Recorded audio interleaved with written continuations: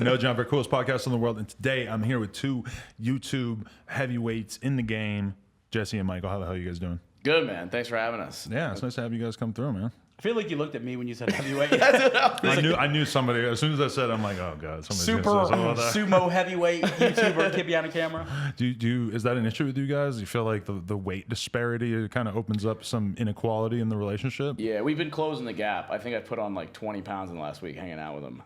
And I've lost about 50 pounds, but here I probably put on another 80 or so, dude. Pigs, bad. hot dogs. You can't beat that. I mean, Boogie couldn't be here.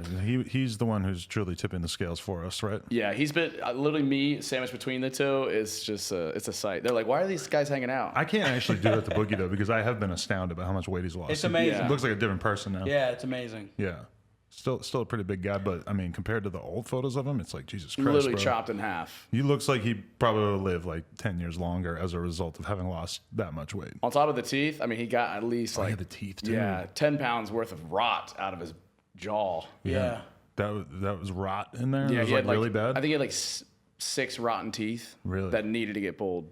He said it hurt more the day before he got the surgery than it did the day after. What? Just thinking about what was to come? Just regular pain. Just Oh, living. really? It was so painful. Really? And he just didn't even know. That's brutal. He didn't know yeah. like how brutal what he was living with was. He dissociates, so he just stops being a human. Okay. Yeah. Okay. How did you guys become friends with Boogie?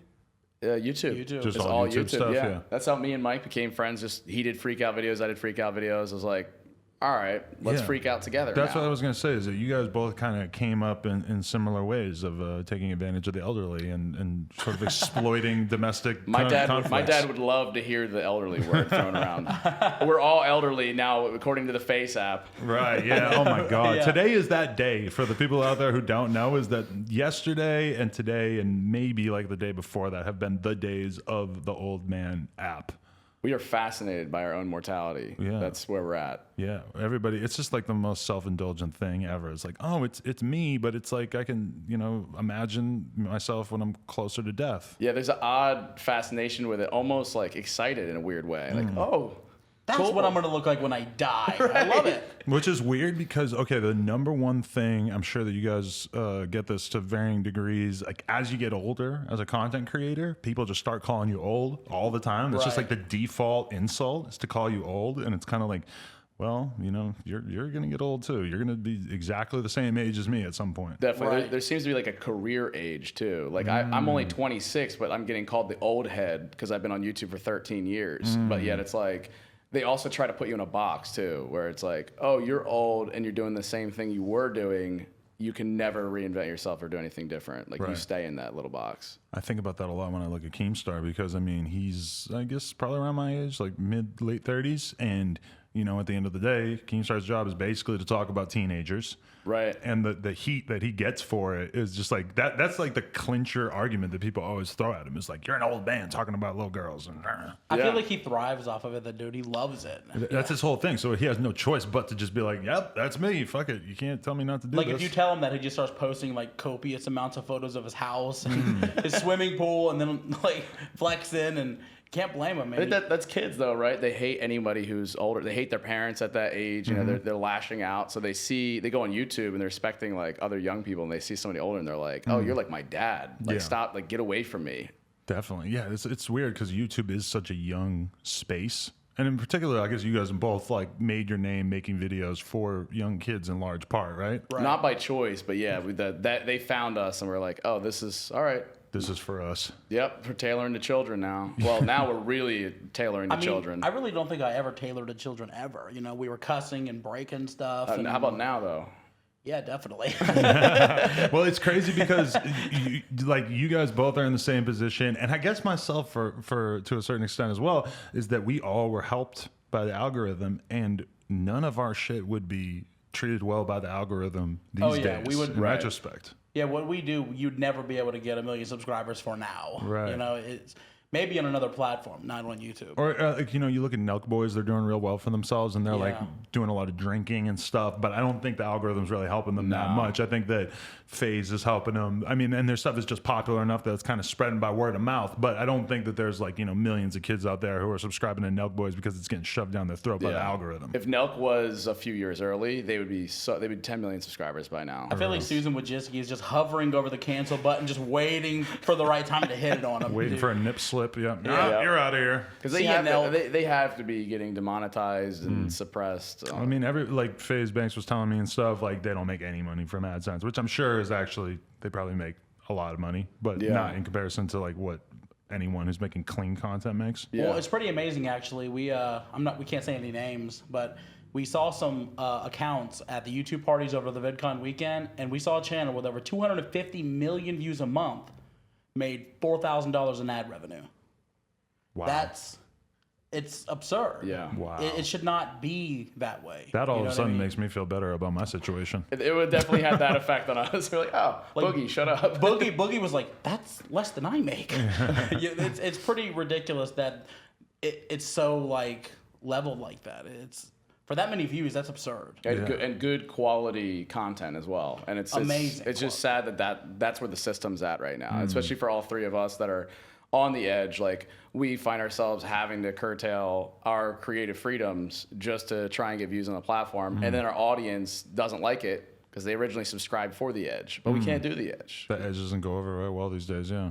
I sit there for like an hour a day when I'm editing vlogs, and I got to listen for the bad words and censor it. You edit out the swears, because that's one thing that they told me, is that even if you edit out the swears, the algorithm can spot it and you'll still get demonetized as if you didn't edit them out. I think it's when people add the beeping sound. Yeah. Maybe the algorithm sees like a giant That for pop in sure, audio. yeah. I go just blank.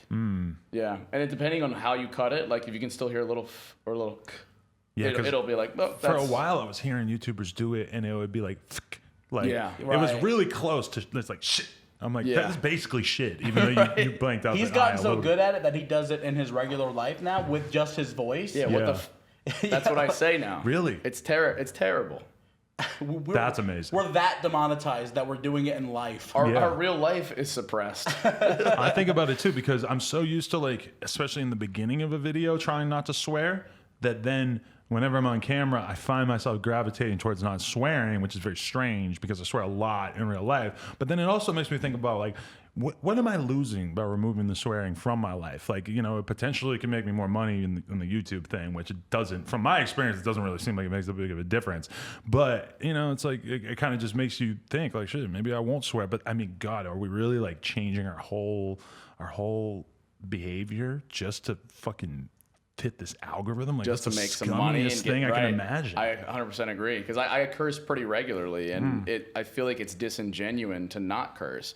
So like when I'm vlogging or like we're telling jokes or whatever, trying to have some comedic reality, it just feels awkward because we're way too self-aware now. We're questioning every single thing we say, and then also how we tag and title videos too. It's become so much overthought, and we're not focused on literally the art of it or, you know, the genuine nature. Definitely. Yeah, I think about that a lot with, shit, what was I going to say? I already forgot. You censored yourself. I man. censored myself. Yeah. There it goes. It's gotten to the point where if I watch like a vlog from like 2014 and I'm cussing so much, I'm like, what? Why would I do that? I'm How making was that nothing. possible? Yeah. Yeah. You go to the early days and we could do it. You know what I It mean? does Like, make sense, because when you do go back and you just hear us talking like sailors, and you're like, how were we able to? It's crazy to think that you guys were blowing up during like the age of Leafy. Yeah. Leafy was being treated well by the algorithm, and that's just basically like a full-on harassment channel. Right. I used to think it was crazy when, remember the super racist girl? Yes. Remember when yes. she got deleted? I thought that was kind of crazy because I was like, well, you know, it's like freedom of speech, blah, blah, blah. That argument doesn't even, like, it's impossible to even imagine making that argument of like, well, you know, this girl, she should have her own channel even if she's racist, because, you know, like, because that was a very common argument early on in the internet, was like, I remember Facebook was going hard with protecting the Holocaust denier groups, because they were like, we don't want to fucking censor speech, even if it's abhorrent speech. Right. It's a hard line to walk of freedom of speech and then just sheer venomous hate. Like, that's why I think they're having so much struggles in tweaking this algorithm, this machine learning, to be like, okay, where do we draw the line? And the key is context, but it's hard to teach a robot context because every situation is so unique. Yeah. The politics channels have gotten totally screwed Yeah. on all this because the recommendation is like the Right. main thing that can help you out on YouTube. And they've kind of realized like, oh, we don't want to recommend anything political because they've been accused so many times of this sort of radicalization process where it's like you're watching some whatever conservative commentator and then all of a sudden they got you fucking hearing all kinds of crazy stuff about different religions, whatever kind of, you start off like center right and then all of a sudden you're far right. Yeah. That's what they're really trying to avoid, I guess. These platforms have scaled so much that I think they just feel so much social responsibility now to where they're starting to go a little heavy-handed with censorship now. And it reminds me of like YouTube as well in regards to like going heavy-handed with advertisers and worrying about the advertisers and less about the creative or the creators. So it's starting to get tipped in an awkward direction of more like, how do we get more audience, like broad audience, and not focused audience? Right. Like me, when I go onto my TV at night and I go to watch YouTube, it's like the other options along that bottom bar are like HBO, Hulu, Netflix, whatever. And it's just like a weird thing to think that all of these different categories are like, made in studios by professional, teams, etc. And then you go over to YouTube and it could be literally anyone making this content and it succeeds or lives on the merits of its own content. And it's like, granted, a lot of the stuff on Netflix or HBO, like maybe even the majority of it wouldn't be able to be monetized on YouTube or even be allowed to be on there, period. Like Game of Thrones. Right. Game of Thrones has tons of blood and violence and stuff. Like any episode of Game of Thrones on average would be removed from YouTube for gratuitous violence. But that's the problem is like if HBO uploaded it, it would survive on YouTube and thrive because of the advertising dollars that HBO will bring to YouTube. Yeah, when I uploaded, I did a 24-episode, like, highly produced series in 2018 called My Virtual Escape, and it was like a Breaking Bad of YouTube. There was drugs, there was violence, blood. Like, we literally crushed somebody's head in a scene. Granted, it was all for the narrative, so it got to this point where, like, this was something you would see on HBO. And you'd have premium ad dollars, brands sponsoring it. However, on YouTube, I lost $30,000 because I put forth a pretty large budget. So I lost money on the endeavor. Granted, everybody loved it. It got pretty good views, a few 100,000 per episode, but it was never fed throughout the algorithm because I'm titling it episode names. It's not like, we got kicked out at VidCon, which is like my latest clickbaity video. But I'm sure it was called Judgment Day. It's called episode title. So that does not get fed in the search algorithm. So I'm like, wait, isn't your system supposed to be like about entertainment and content? And my show is not getting recognized. And if anything, it's getting demonetized, suppressed, and some of the episodes even age restricted. But it's a show. What the hell? Yeah. Yeah, it was heavily, suppressed. It's like Pivotal episodes were getting no views. Yeah, the pilot episode was age restricted. Wow. And it's like, where's the support? I was going through and looking at both of you guys as like most viewed videos, and a lot of those thumbnails are thumbnails that I know you would never dream of using now. Like there's one with a guy with blood on his head. That is like YouTube 101 these days. It's like which no video blood. Was that the condom one? Or was that the Probably, that was right? the condom challenge. Yeah. Yeah. You wouldn't even do the condom challenge. No, right. Condom? Are you kidding me? That video's got like 20 million views, and I wouldn't even like think of doing it today. Yeah. Even a couple of years ago, man, one of my biggest viral videos was where I went. I only got like 3 million views or something, but I like went off into the woods and did acid with my friends, and then just vlogged the whole thing. I had someone vlogging me because I was incapable of holding the camera at that point. But I mean, that now, like that, I made a good amount of money off that, like a lot, like at that time, like making full ad rates on it. And now when I think about that, I'm like, holy shit, that's unthinkable now. And that makes sense to me. That like you should have gotten paid for that because you commanded that many people's attention, and that's what it's all about. Like I struggle with this idea that having a edgier piece of content, say you're tripping acid or whatever, and you document it, and if that many people are fascinated by it, the whole point is like getting advertisers in the faces of consumers. And I've never had an advertisement where I saw it and I was just like, it deterred me from buying the product. Like I never was like, oh, because they were doing acid and then a Walmart ad came up, I'm not going to Walmart suddenly. Right. I don't think that's accurate. I mean, a couple of weeks ago, I did a video where, I bought a gun and I take it to a gun range and I shoot it. And I was like, I'm not even going to try to upload it to YouTube. He has an application called Storyfire. Right. I uploaded it to that because I'm not even going to try to upload it to YouTube because I know what's going to happen to it. It's not going to make it at all. And it's going to hurt the channel. Yeah, that lines up with like the alt-right stuff where like, YouTube's in a way trying to push their own political agenda, being like, no guns, please. Yeah, that's scary. That it could be something that's legal. You bought it legally. You're using it in a safe way. But YouTube has decided that this is how society should be shaped. And they're going to be able to actually like sort of instill that in people by teaching young kids that it's like, oh, you're because, okay, let's talk about in the video game world. I was watching a video about this recently. It's like, the biggest games that have popped off in the last like 10 years of gaming have been heavily supported by YouTube communities, and they haven't really included any kind of gratuitous violence, Minecraft and Fortnite. And then you have a game that comes out like Mortal Kombat 11. Mortal Kombat 11 is way too violent to really be supported by YouTube. So as a result, and I guess people didn't like it in the first place, but as a result, it's just, there's not like a community of people making videos about it because those videos won't make any money. Right. So as a result, we have like these sort of pacified games that fit into a certain category. And those are the ones that are actually being able to grow and they have a community supporting them. But if you want to make something that's edgy or that toes the line, it's going to have to be able to succeed on its own without any of that help from YouTube. So it's Mortal Kombat at that point, or the game developers, they're just like, all right, well, since end the franchise, what are you going to do? Our success is predicated on that. So like maybe we get rid of it. You know, maybe we make a game that we're not passionate about, and then it's really not successful. With Mortal Kombat, I remember they were literally going into the editor and changing the color of the blood so it was like blue or green just to circumnavigate the algorithms or the bots that sense that it's blood. Which is hilarious because I remember when I first got Mortal Kombat as a kid, I had a Super Nintendo, and on Super Nintendo, the blood was gray, and on Sega Genesis, it was red. And that was like a big thing that like, and it was just because Sega Genesis had more of an adult audience, and Nintendo was a lot stricter with the stuff that they would allow on their platform. But I mean, everybody looked at Nintendo like, oh, fuck Nintendo. Nintendo's kind of fucked up because they're censored of this game. Now we got YouTube making the decision. Like Nintendo has come along and decided, okay, yeah, we can have blood in the game Mortal Kombat. It's all right.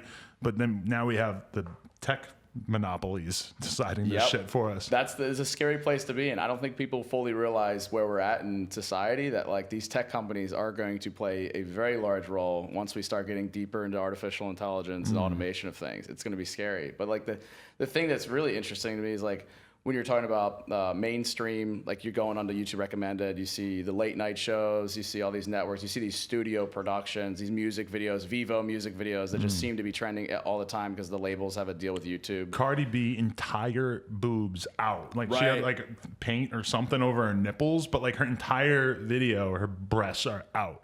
Right. If you showed that in any normal person's video, you're done. Yeah. We could upload the same music video and get suppressed and demonetized while it survives on the other channel. Yeah. You know? Insane. It's starting to get tipped in this favor of like the sharks just got set out into the pond of minnows right now. And if you look at like the top 500 YouTube channels, I mean, it's definitely a telltale sign when PewDiePie, the first, the biggest YouTuber, independent creator, gets dethroned by a channel in India. Like the implications of that are YouTube scaling so much that like they don't care about the independent creators anymore. They care about, they're corporate. They care about the bottom line. They care about the numbers in both sides, financially and user base. So like they're getting all of India online. They're funneling them over to T-Series, and then they're just worrying about taking it to Netflix, taking it to the cable networks, and getting all these older generations, as well as I think they want to get rid of the edge because they want to appeal to as many audiences as possible. And the best way to do that is by being as family friendly as possible, which leaves all of us in a very precarious situation. Was everything all good for you up until the adpocalypse? Yeah, I noticed it was summer of 2016. I just finished a Psycho series like where I shot my dad with a revolver. So I think that might have been a little early because I remember it getting really bad like February 2017, I believe. Yeah, that's when it got bad for me, Yeah, that's when it really hit the fan. But I started to notice it was right after Leafy and Ricegum were blowing up like crazy, right at the start of like 2016. They were a bit before that, but they were really like getting like 1 million subs in a month type deal. And then all of a sudden, it was right around August, September 2016. It was almost like a little switch got flipped, and it was like just a subtle change. And then it wasn't until Adpocalypse where it really hit. Like earnings dropped 90%, and they were like, they really went backwards, and we're like, okay, we need to just bend our knee to the advertisers. We're sorry, creators. What was that like for you in terms of what you had sort of laid out for yourself? Because I remember at that time I was totally happy with the amount of money I was making from YouTube. I was like, I'm gonna just keep making vlogs, doing interviews. I wasn't thinking about having to do merch or doing which in a lot of ways is good, because it's like, well, shit, I fucking diversified like crazy and figured out a lot of stuff that I probably wouldn't have figured out. But did that completely like fuck you, given where you were at that time? It definitely did. Like once you see the earnings drop, then it's like the kind of content that I was intending on making, suddenly the stakes and the kind of production value I wanted to have started to dip. And then through that restriction, like Boogie and I were talking about, like the quote that restriction breeds creativity. It was kind of through that trauma of potentially losing our audience and our views and our money, was like, let's build an alternative platform, which is Storyfire. So we've been at that for 2 years now. But yeah, I was starting to upload less, starting to be like, maybe this isn't going to work out. And this is somebody with a few million subscribers, just like. No, but I mean, you were one of the biggest channels at that moment. Like, you were nonstop. Everybody was. It's actually easy to understand that you got targeted early because of the fact that you were so huge at that moment and with like a pretty young audience. I can imagine there would be like extra scrutiny on you. Yeah, yeah. I think it really did come off the backs of a few different creators. I mean, like me shooting my dad and then like almost hanging myself in Switzerland at the end of the Psycho series and being portrayed as real really raised some flags for them. And I also, like with Leafy and Rice Gum, they saw like these bullying things and they were like, yo, this is like our system's recommending this to people. Like we need to step in. And so when that step in came, it was like, all right, maybe we can't shoot our dad anymore. And for me, I was giving my dad half the money we were making, you know? So every month I was splitting what it was. And before, you know, people don't realize how far it dropped. Like it went from over $100,000 a month to $4,000 a month. Like, oh, what a dramatic decrease. You try explaining that to your fucking elderly father. Right. Yeah. Like he was freaking out. You know, yeah. He's like, we're getting robbed. We got to sue him. We got to go there. Like I can only imagine what an average like older guy who wasn't like ready for this would think. He had this like sound. He would, you know, this just total like doesn't make sense reaction that he would have. Yeah, he was getting like no money at all. He probably thought you were like stealing or something. You were like keeping all 95%. Keeping all the goddamn money back. Yeah, he had to have thought that, you know? Yeah. Like there's no way anybody's going to believe that we went from, hey dad, here's $50,000 to, hey dad, here's $2,200. And just the sheer idea that you're still commanding even say 1 million views and then you made like $100. Yeah, I was still getting, you know, over 1 million for every video I was uploading and I was getting nothing for it. And the problem was, they didn't have the yellow dollar sign back then yet. Yeah, it was very confusing. You couldn't like ask them to review it. That was months that we didn't know if it was suppressed or not. Yeah, we would just check our money and see it was not getting paid. It's wild to think that number, and I don't think a lot of people fully grasp like the amount of people that really watch us and how much value is there, and that, you know, this space is still in such a transformative time, and like we are the pioneers of like the digital era and entertainment, and we are, you know, commanding stadiums full of attention and people, and we're getting paid a few $100. Like that's not how the math goes. Like if you were to have I'm familiar with a lot of back end of like some TV shows and some movies and stuff, and they're making like 10 to 100 times more in terms of like CPMs and stuff like that. And we're commanding 10 times the attention and they're getting paid 10 times more. So the whole system, unfortunately, is still very slow to catch up to that. Or perhaps Google is just fine with how they're paying us out because we're not doing anything to change it. I mean, it's still dramatically lower than it was before. Yeah. Even for the same amount of viewership. You know, so a huge difference. Thankfully, it has improved, just the nature of... I would say like 40%. Yeah. Maybe 50. It's still not quite back to where it was, and the worst part is the creative. We can't do what we want to do, and on our reach, as soon as they introduced the bell icon... A lot of our subscribers subscribed before the bell existed with the intention that they were going to get notified for our videos. Then the bell comes out, and now we're talking, there's like 20 different subsections within the bell itself. Yeah, you can click the bell, you can double click it, you can get a real bell and ding it. And if you ring it the right way, you might get a notification. You might. Yeah. You might. Susan will let you know. Right. She'll text you personally. God. That's the final option. But it got to the point though where when they released the bell, that then it's default off. So the few million that subscribe with the intention of getting notified, suddenly now the bell exists. We got cut off from the reach of our audience, and a lot of creators spoke up about that to YouTube, and YouTube was just kind of like, well, what can we do about that? It's out. Turn it on by default or something, you know? People subscribe to watch our videos. It makes too much sense. Right. Insane. And I assume that you guys are on top of them enough that you were like, you have YouTube reps that you're actually communicating with and actually trying to make some kind of headway, some kind of progress. Yes, I'm on my 7th rep. Really? Right now. In the sense, well, how do you end up losing them? They either get fired or they move to another section of the company. Right. But the reps that they give us feel like glorified interns, because YouTube is such a cluster of different, like 20 different sections, and no one person knows the algorithm. No one person fully even knows what's going on in the company. It's just, you got like so many, it's like it really is a Titanic. And the people that we talk to, they don't fully know. Like there's been times where they say that like, if you get demonetized, you won't get suppressed. And then I have another rep that confirms it after I question them around like 10 different times. Like I've recorded conversations with YouTube because I was kind of building a case against them, or more of an expose kind of thing. That will not be monetized. Of course, yeah, right. Exactly. No. It's getting to the point now where our platform Storyfire we feel like it's a trigger word now.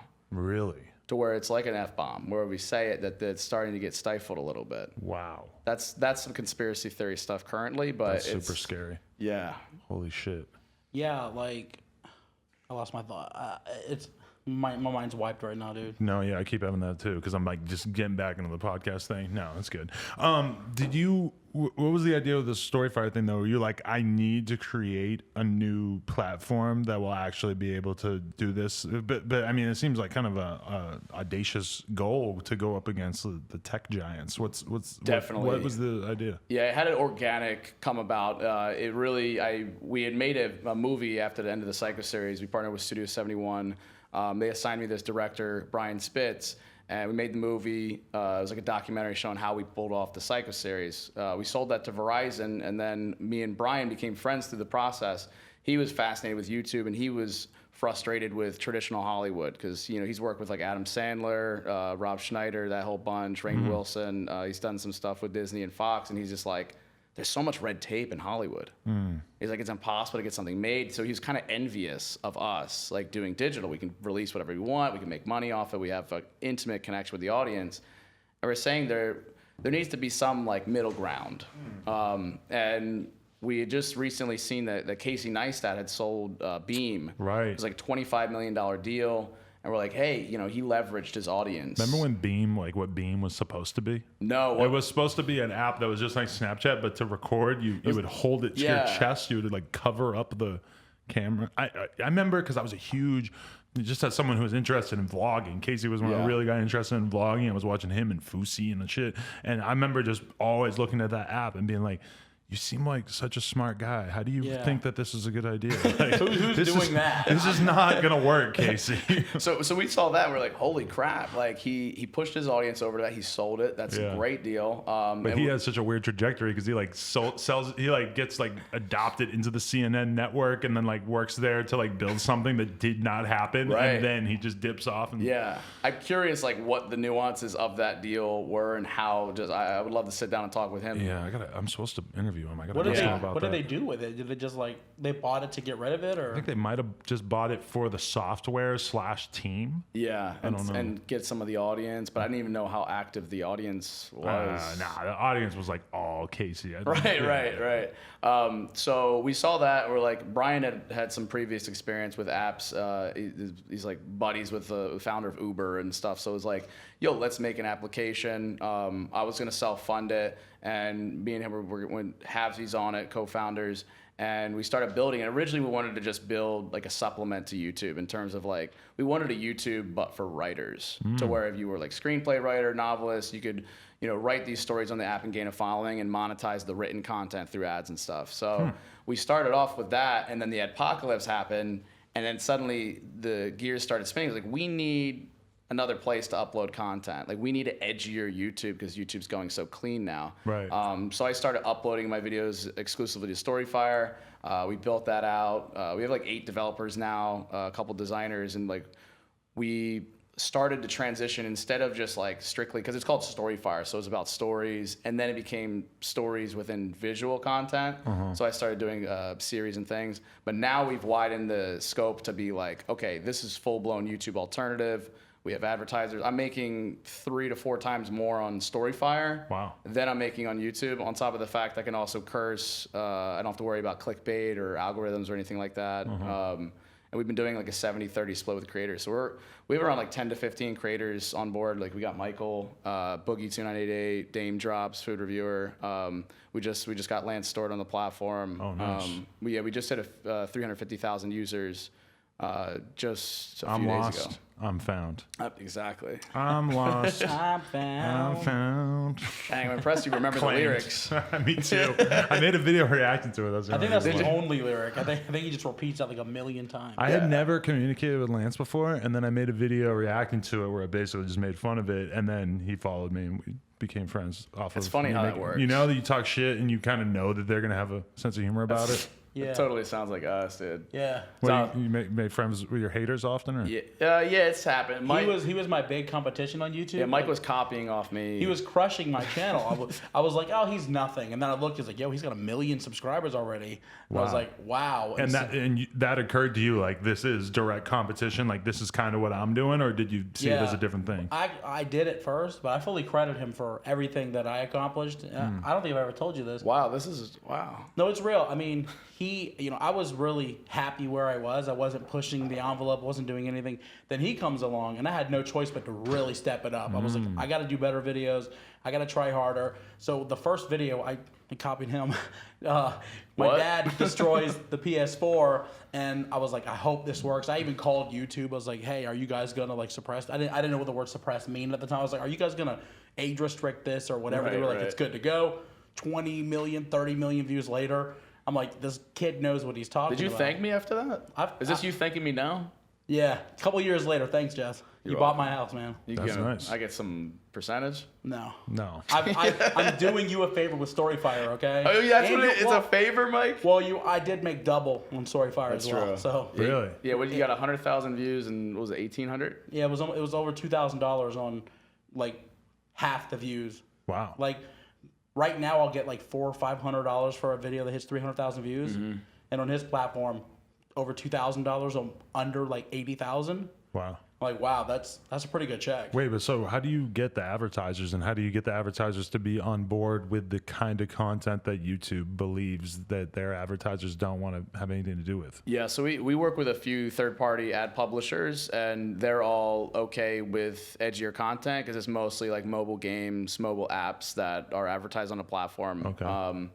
And it's actually been very surprising and almost enlightening in a weird way that the CPMs have been that good on that. Right. Because it starts to beg the question, then what's going on with YouTube? Why is this a problem? You know, because Susan's been well aware. Like I've talked with the Fine Brothers a lot recently, and you know, there's and Raka too. There's been a lot of creators that have been, you know, in YouTube's ear saying, hey, like there's a lot of people that make content that's a little edgier that, you know, by all accounts should be getting compensated fairly. We should have edgier advertisers. Where's the Trojans or the Miller Lights or, you know, whatever, or Raw, you know, where are these brands, these companies that are advertising on YouTube? Why not we just have a set of those that are then allotted towards the edgier channels? And they've been aware of this for a year, 2 years, and I know they can make these changes, but for whatever reason, it's just not happening. So I don't know. That's unfortunate. It's $1 billion company. What's the problem here? Yeah, it doesn't make a lot of sense to me. I don't know. Yeah. You would think you would take care of the creators that are like doing what they're doing, bringing in all these views, but I guess there's so many now they don't care really. You know? Did you guys catch when we filmed Susan without her consent and made her extremely upset? Yeah. Oh, that was you guys. Yes. Oh, did she get upset about that? Did she respond about that? I didn't hear from her, but I know that YouTube blew up on Juice WRLD's team. Like YouTube were like, whenever I see certain people on Juice WRLD's team, they're still kind of mad at me about that, because she was just having like a one-on-one conversation with Juice WRLD, and apparently didn't realize that my filmer was just standing right there filming her, and she's just having like that awkward conversation of like, oh, how many subscribers do you have? We're gonna get that number up, which is like, it doesn't mean anything. Like, she's not gonna do shit. He has plenty of subscribers. Numbers up, Susan. Okay? Right. But she's like mad at you, dude. She's like Adam. Yeah. I believe I'm it. watching you. Yes. I believe it 100% though. I think she was being literal. Because like, I've had a lot of fans reach out, and because like now that we know we're a part of Storyfire, and like we're building up again, and like I don't want to say against YouTube, because like we love YouTube, we're born and bred on that. It's scaled to a point, and I understand the decisions they're making. It's just no longer the place for our kind of content, or it just doesn't make sense for us. But with what she was saying there, I noticed fans reach out to creators that are edged out. Fans reach out to me. They tell me everything. They're like spies, and they shared me that video specifically. And then they're also showing their phone, showing notifications that they get from, say, Will Smith, or, say, Jablinski Games, Jack Black's channel. They get post notifications sent to their phone. They're not even subscribed. Wow. So this is something that, like, I think where Susan's or not Susan just personally, but like YouTube themselves, they make these deals with whether it's mainstream celebrities, or in that situation, rappers or musical artists or companies, and they're like, hey, CNN, we can get you on the main page. You give us $10 million, and we'll feed you, we'll give you your audience, and we'll help build your channel. And it doesn't even necessarily have to be the $10 million, because that's just what YouTube wants. YouTube right. And I noticed, like, the other day, I watched some political video, and then it recommended like a Fox News video and like a CNN video, and now I notice that when I go to my homepage, I'm seeing way more recommendations for CNN and Fox News than I am for these independent, like, political commentators. But I mean, in terms of making advertisers happy, that's what YouTube wants. They want you to go to the platform, and they want you to feel like you're surrounded by all these well-produced, well-trusted voices, and not, people like us who are sketchy in various ways. I saw the other day somebody wrote Team YouTube on Twitter about getting notifications from channels they're not subscribed to, and they responded. They said, oh, well, sometimes we deliver notifications to channels that we think you'll like. And I was like, well, I think they'll like the channels they subscribe to. Deliver our notifications that they want to see, not somebody else. And it's the really unfortunate thing with all of this is that if this shit started happening, I guess YouTube really started monetizing like 2009, 2010 or whatever. If this stuff back in 2010, there were still plenty of like legitimate competitors for YouTube that you couldn't really monetize on so good. But, you had MySpace, you had Vimeo, you had a bunch of different platforms that seemed like they could be potential YouTube competitors. All this stuff is really just happening now, when there are no more competitors and there's nowhere to go. And you even look at like it makes me wonder, like, why isn't Twitch, like, why doesn't Amazon just come for that YouTube throne? Why is there nobody else with doing all the money Amazon has? They could really do something. Right. But I think part of it is that they just really don't want all the bullshit that YouTube has to deal with. Yeah. And I think that's part of it. They see YouTube in the press like every other day about like, oh, so-and-so, killed themselves on the platform or chopped somebody's head off, or and that's why on Storyfire we've always thought of curating the content, so more of a middle ground between YouTube and Netflix, because unfortunately YouTube can't go backwards and suddenly like cut off the uploadability. People would freak out, go crazy, whatever. That's the nature of the whole platform. Yeah, like I like that. I like that you can do that, but at that point your quality content is then with Jimmy picking his boogers, or somebody just like with their tits out, and that's content. So it's like, we curate it, so we have a team that like vets the content. You pitch us and we green light it. So that's how we've done things. Or else, you got billions of hours of content on a platform, and like you're always gonna have problems. And I think then think of all the hosting, like all the servers and databases that you need like to sustain that level of traffic. I think all these companies are like, no, thank you. And they've scaled so much, it's just crazy. But the key to kind of drive a wedge into it is just the creators, the users. We hold all the leverage. Like we have the keys to our audience until we get suppressed or they eliminate that reach. But for while we have our reach, while we hold the leverage, we all need to unionize as the creators and band together and be a part of a platform. And that's what we've been doing with Storyfire. We've actually been giving parts of the company to different creators, so that way we are the ones that have built YouTube, right? And we need to actually control the platform, because who better to run a creative platform than creators? Not business people. I got to get on the app, actually. I got to check this out. Yeah. It sounds great, honestly. No, we'd love to have you on it. We got iOS, Android. We got a web just came out. We actually just released a few days ago Twitter. We programmed Twitter in the last few months, and the value add here is you can actually. I've always had a problem with Twitter. I use Twitter like a mother effer. Like, it's crazy. Like, I spent 60% of my phone time on Twitter. That's how we engage with our fans. Why it doesn't exist organically on YouTube, we don't know, because that's where our fans are. So you can actually tweet and earn money on your tweet. Really? And that's kind of the game changer, where it's like if Mike says something really funny, posts a picture or just a really insightful tweet, you can actually, I can tip him money and he can get paid for the value that he's providing. Right. And you know what the crazy thing is that as a platform, like I look at Gab. I've always been interested in Gab and what they were trying to pull off. They end up being called the white supremacist friendly social network or whatever. They end up being judged as the worst possible thing that they allow on their platform. YouTube wouldn't allow the white supremacist shit.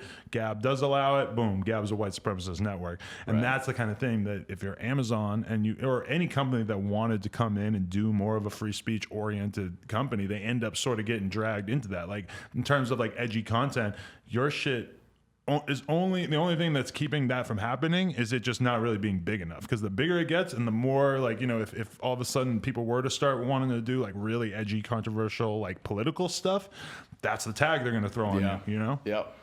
That's scary. Yeah, it's intense. It's definitely use the word audacious. It's a bold move to try and even do this with YouTube. But for me, it personally feels like there's no other choice because it's been sucking at my soul to make the content that I've been making just in pursuit of more ad dollars or to get fed in their algorithm when it doesn't feel genuine to my kind of content I want to be creating. Yeah, it's crazy. Do you guys are still very dedicated to the typical vlog format is one thing I noticed because it feels like a lot of the people who used to make vlogs that I used to watch all the time have sort of fallen by the wayside and you guys are still staying strong. Do you feel like that's like your audience is fans of the vlog content or is it just kind of where you're at right now? I think in terms of my content, I feel like he and I have both done vlogs differently than anybody else. Most people do like the whole ADHD clip. I'm at Burger King. I'm at the movies. I'm at the store. Us, it's our lives. Somebody comes over and they're mad about this, and we have a 5-minute discussion about what's going on, and they freak out, and we kick them out of the house, and the next scene happens. So it's very narrative driven and engaging rather than the ADHD style. So it's a vlog, but it's more of like a show setting in a way, Yeah, because that's what I honestly started to get when I was watching you guys and stuff. I'm like, man, why don't I make videos like this anymore? It was kind of started to come into my head because, I always did the vlog thing. And like really, this conversation we're having right now, yeah, it's like there's a set and we're sitting here. And if we were to walk over there, we wouldn't be filming anymore because the camera's set in place. But I mean, if you're a vlogger, it's not so different than a podcast because it's really like just, you're showing stuff happening, but in you guys' stuff in particular, there's a lot of just conversation, a lot of just hanging out. I imagine that a lot of people are watching your stuff. It's sort of, they're not like 100% staring at the screen the whole time. There's more just like, it's kind of like ambient type comforting vibe. Yeah, it's comforting to a lot of people don't have like a really strong friend group. A lot of people don't have people like, that they are actually watching vlogs because it makes them feel like they're connecting with someone. And I'll say, you would make a great vlogging channel, the life that you live. 100%. All of us guys watch and envy the life that you live on Twitter.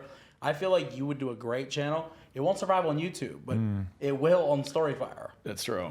It's something that like Mike and we do. It's family. It's like a family vlogger, but if it was like more Jackass style, where it's just like pranks or just we're not yelling. the Brady Bunch where somebody else, other family. So for all the troubled kids on the internet, they find solace in watching our lives, and then we just make sure to because we kind of crafted the format to adhere to YouTube in terms of like output. Like we want to have regular content. You can't make a fully produced video and keep pumping those out. So the kind of vloggy format, we can do that and then get our narrative fix in there by telling a little story and having characters, fighting stuff. But yeah, I second Mike because like your life is so different than anyone else on YouTube.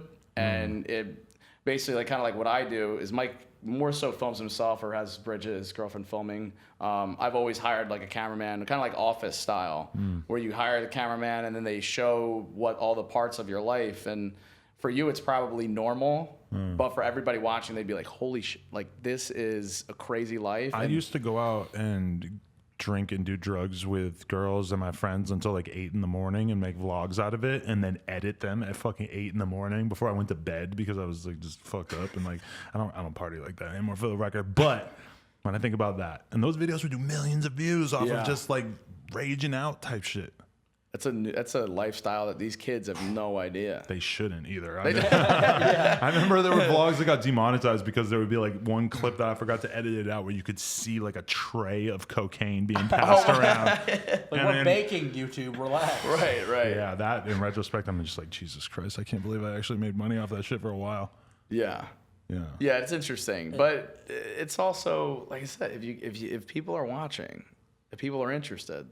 That's it. If it was on Vice, right? Whatever, it's a tray of cocaine. We're making a video about partying and cocaine. It is what it is. It's funny you say that because that's exactly the vibe I was getting when I was thinking of a Adam 22 vlog. It's like a Vice kind of real gritty like thing. I think it would do really well. Yeah, it'd be interesting. I loved daily vlogging, but you know the podcast. The problem with it, like 6 hours of my day has been sitting right here. Making content. So it's but what you guys would do, or what like the smart vlogging thing to do, is like, okay, I do the interview with you guys, and then I get like 5 minute footage of us hanging out, vlog type stuff, and then boom, you got 5 minutes worth of content for your video. That's smart. It's interesting that like for your kind of content, there is such an audience for that. Like, but like how YouTube sees it or the advertisers, it's not children, and it comes back to this.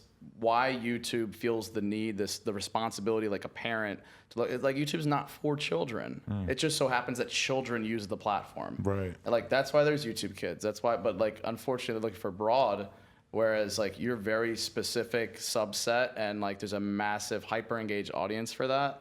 I feel like it's just you should be getting compensated. Do you guys feel like have you ever thought about just like starting a new channel? Do you feel like the problem is that you've done so much offensive content on your channels, and that if you were to have a new channel where you maybe kept it a little bit more clean, that you'd be able to rock it? I think even if I do a new channel, I'm still going to make less than the videos are making on Storyfire because less views. Right. And even if I had equal views, I think the ad rates are just so ridiculous over there that if I made a new channel, I think it would do well in the algorithm. We pitch it, it grows. You know, I think the notifications will be delivered because it's so quick growth. That'd be the only appeal, I think, to starting a new channel would be the potential of not being sandbagged by all the years of edgy content, and maybe there might be some organic reach because YouTube still has, they just have so much audience that you never know, something could go viral. Whereas like that's not the case yet with Storyfire. So like that would be the appeal, but it's just a matter of like it's intense to have to start a fresh channel, convert all that audience over with just a question mark because YouTube's not very communicative and clear in like what actually affects whatever. And I feel like they might just quarantine your channel just because all your prior content was fucked up. You know, like I wouldn't put that past YouTube. Not at all. Like even McJuggerNuggets itself, we've tested it with like 15 other channels, and it is a flagged, blacklisted word. Yeah, really? I had McJuggerNuggets in a title. The video was getting about 800 views per minute. I take McJuggerNuggets out of the title, it shoots up to about 1,500 per minute. I was like, dude, you're out of the vlog. And that happened even with just the word pranks. Like pranks built YouTube over the course of many years, and Mike had prank in the title, and then he took it out, and the views just shot up, and it was like clockwork. And he has like literally screen recorded screenshots, and the video was on its way to doing 70,000 by midnight, which is horrible. I was like, oh my god. I take out pranks. This was like 10 o'clock at night, and it shoots up to almost 120 by midnight. What? Just because I took out the word pranks. That's so crazy. Because YouTube doesn't want kids watching a prank and then repeating said prank. And that's why I lost. They literally full on removed videos from my channel that now no longer exist. Because like my dad comes in with a chainsaw with no blades on and scares me and squirts ketchup all over me, like wakes me up. That video, which was okay, got removed completely just because they didn't want kids grabbing the chainsaw and like revving that baby up and chopping their parents up. Wow. But it's not their responsibility. That's not everything YouTube's. can be turned into that. Right. You show people driving a car. We don't want kids driving cars, do we? It's a slippery slope. And But if YouTube had ever demonstrated a backbone at any point during their history, then maybe they'd be in a different position. But they've shown themselves as basically being willing to respond and react to every tiny. yeah, I know. I think we're thinking the same. What? we think of Boogie 2988. I mean, Oh no, I was thinking because Susan's a woman. Susan's a woman. is that what you were thinking? No, I thought of Boogie too. Okay, yeah. yeah. Well, but she's a social justice warrior. Fuck too. So Right, it's maternal It is. instinct. Yeah, exactly. She Right. wants to protect her kids. Boogie 298 has had he's been gotten so much better about it, but he had this problem where he would hyper focus on these little things, these minute details. People said this, people said that, and oh my God, look what they're saying. I'm like, it doesn't matter. You know, you don't have to respond to every single thing. Like when you're responding to like Boogie bought a Tesla, and everybody was like, "Oh, Boogie bought a Tesla! How dare he?" I'm like, well, they're for sale. You know? Yeah. Everybody can buy a Tesla if you can afford it. So I don't know why it was even a controversy. You know, he said a joke. You know, donate me money so I can buy a Tesla. But he already bought the Tesla. Right. It was being delivered like the next day. I mean, But I think you hit it as like backbone. I think we just see less and less of people staying true to themselves, and everyone's just like kind of putting up this facade of the social justice warrior. I mean, the political landscape and just everybody's perception on like what's offensive has just gotten so ridiculous on social media. back when Dad was alive, I used to tell him like, we're not talking politics at all because you're going to offend somebody. Like, I don't want to know who you're voting for. I don't want to say it. I don't want to talk about it. Yeah, I've kind of accepted my own fate in a sense that I have to talk about politics. I have to talk about controversial shit. That's just what it is. But that, I mean, I remember reading one time somebody saying that Kanye gave them that advice. That and this is way before Kanye ever did any of his recent antics. But Kanye told this dude, he said, just don't ever talk about politics. And then look what happened when Kanye started talking about He politics. talked about it once, and now he's in I mean, he just has completely kind of like imploded his own fucking career. Like, I'm sure Kanye could put out an album tomorrow and do crazy good. The fact that Kanye is able to do so good despite all the shit that he said is a real testament to the amount of goodwill that he's brought like built up over the years.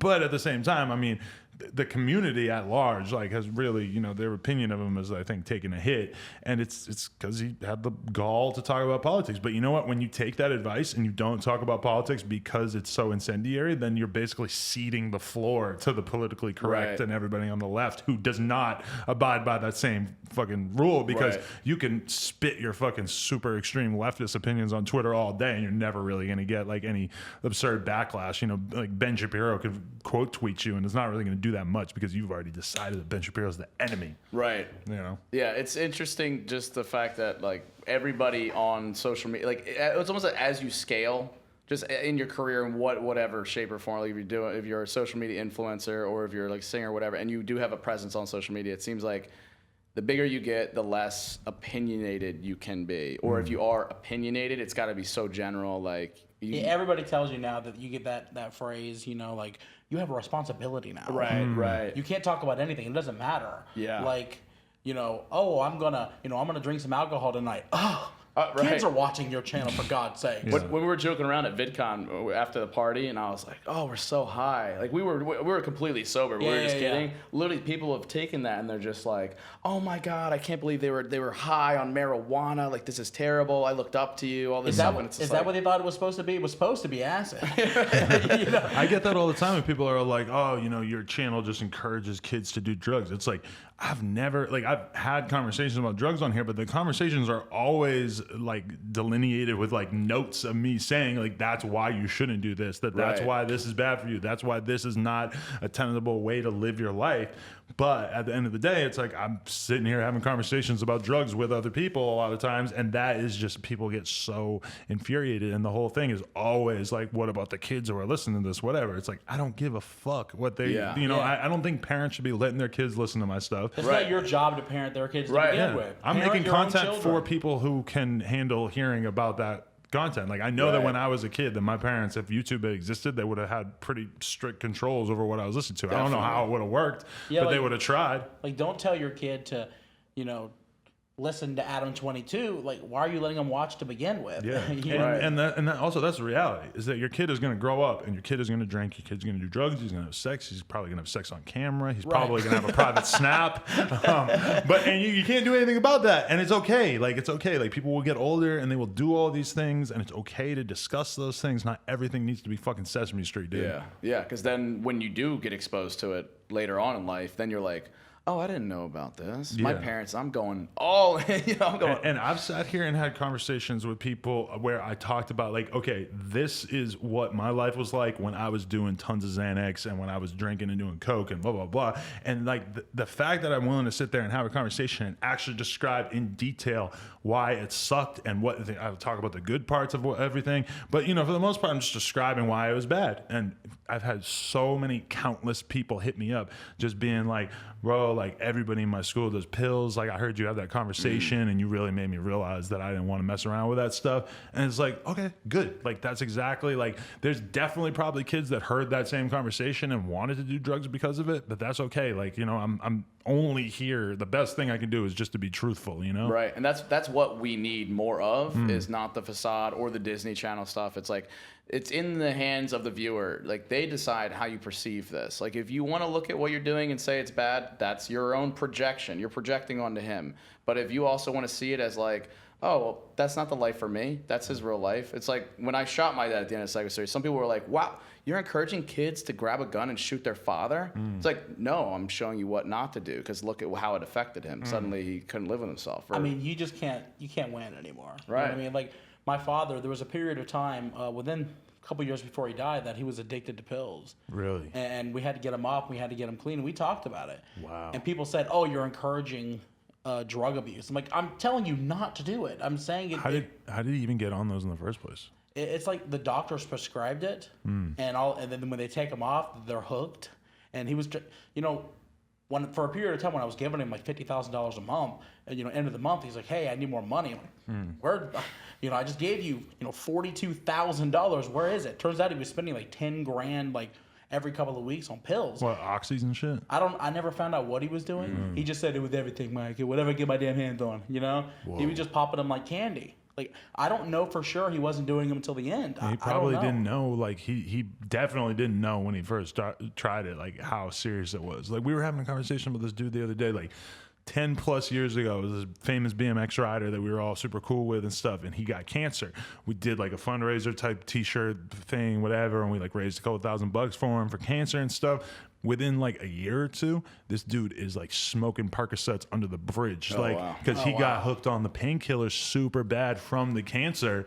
He's still sleeping under the bridge. Like, he's still actually like homeless and actually just like a complete, if you saw him on the street, I probably wouldn't even recognize him now. I probably, you know, like. It's so innocent because you're just like, you're doing what you do. You're just swallowing. You're just swallowing some stuff real quick. And there's like so many vitamins and like pills are supposed to be good for you. And you have a doctor hand it over to you at least a couple times. And then you just feel like, well, shit, why not? It's no big deal. And then for him to be spending $10,000, there's no way he's taking $10,000 worth of pills. So somebody's ripping him off. Right. You know, one oxy's $200. No, but oxys are like $100 and shit for the really strong ones. Like, they are so expensive on the black market. But, you know, and then that's why everybody's on the fentanyl now, is because those pills are so expensive. It used to be like, oh, people get into Xanax and Perks or oxys and then they're on heroin. And now it's like they skip over the whole heroin thing because the fentanyl is so much cheaper and so dangerous. Yeah.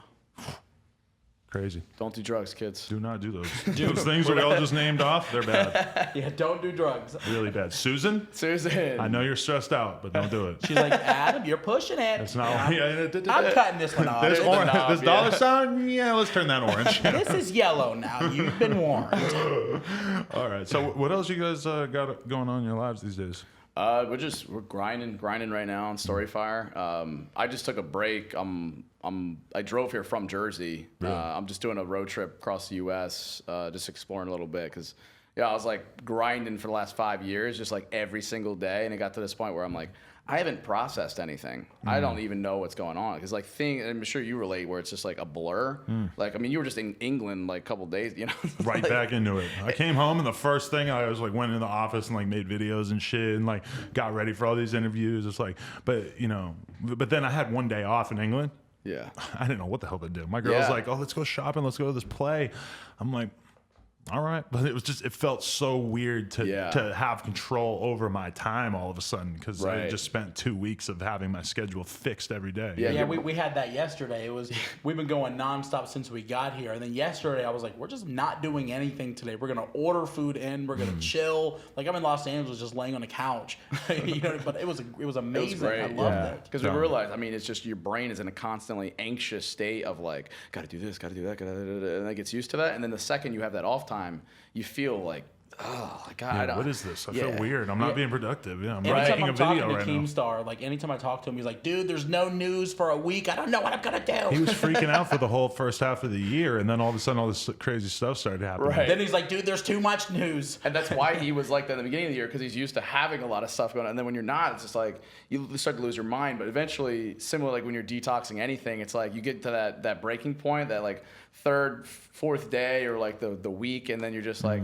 oh, this is what a normal brain feels like. Right. But see, I don't like it. After more than a couple of days, I'll start get the twitches. I'm like, okay, I gotta either that's the diabetes or I gotta vlog. Yeah. My whole thing is I start to just generate ideas. Like if I'm not working, all of a sudden my brain starts going crazy, and I start being like, I'll you know, and I'll have ideas that 100% will not carry over. They seem like the best idea ever, but they won't carry over once I'm like back at work. Right. Like I was telling my girl last time we were on like vacation, I'm like, we're gonna start this channel together. We're gonna do a family channel, blah blah blah. Oh man. As soon as I get back home, she's like, well, what about that channel we're gonna start? I'm like, oh right, you know, like, you know, but my brain is just drumming, like cooking up whatever it can. You know. It's like, there's no way, Lena. This is not happening. We cannot start that channel. Seriously. No, but I have been thinking about, because, you know, look at somebody like Rice Gum. Like, he has a fucking channel with 10 million subscribers or something, and he just doesn't post on it because it probably makes no money. And now he has a family channel with some girl, and he makes Wow. Oh, I didn't even know that. Yeah. Well, it's not a family, but it is a girlfriend, and they like make videos together. I believe. Yeah. It's all family friendly. Never start a so. family channel with like a new girlfriend, because who gets it during the breakup? Yeah, but if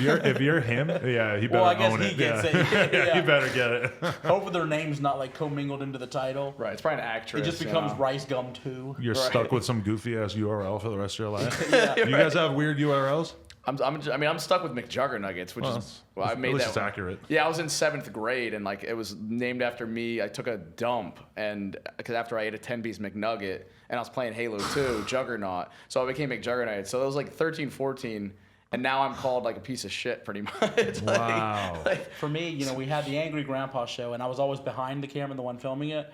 And so I wanted to start a separate channel. So I started calling it Kid Behind a Camera. Now, that's back when I was, 22 years old. Now I'm in my 30s, and people are like, you're not a kid, okay? You're a man. You're an adult. Like, I can't believe you guys had your channels that long. That's so crazy. I mean, I started in Christmas 2007. Accidentally went viral. Super early. First video I ever uploaded went viral. What was that one? It was called Grandpa Ruins Christmas. Oh, okay. It, for everybody watching, it was fake, okay? Whoa. We did the staged little Christmas video where I was just sending it to my sister in New York. I was like, hey, this is going to be funny. Let's film this video and send it to Kimberly. And I uploaded it, and I woke up the next day, and it had 1 million views, which in 2007 is unheard That's of. like 100 million now. That's insane. That was like, you got deleted, Mike. Oh my God, my life over. And then instead of deleting it, we sold it to break.com and just kept making videos. Just like for the first 40 videos we made, they started going viral. Whatever I filmed went viral. That must have felt so crazy. Like, wow, did I just seriously hit on I just hit the lottery, and somehow I can keep hitting the lottery? Yeah. Now it comes back now, right? Like all of those older videos are coming back to bite me in the ass. Like people are using it, and now I'm a child abuser now because those videos, we're yelling at kids, we're doing this, we're doing that. At the time, it's like we can do whatever we want. You know, everything's working, everything's getting views, push the envelope, and now we wouldn't do it today. Right. We wouldn't say, hey, now it's like, okay, take the kids to Walmart, take the kids here, we're going to film a video.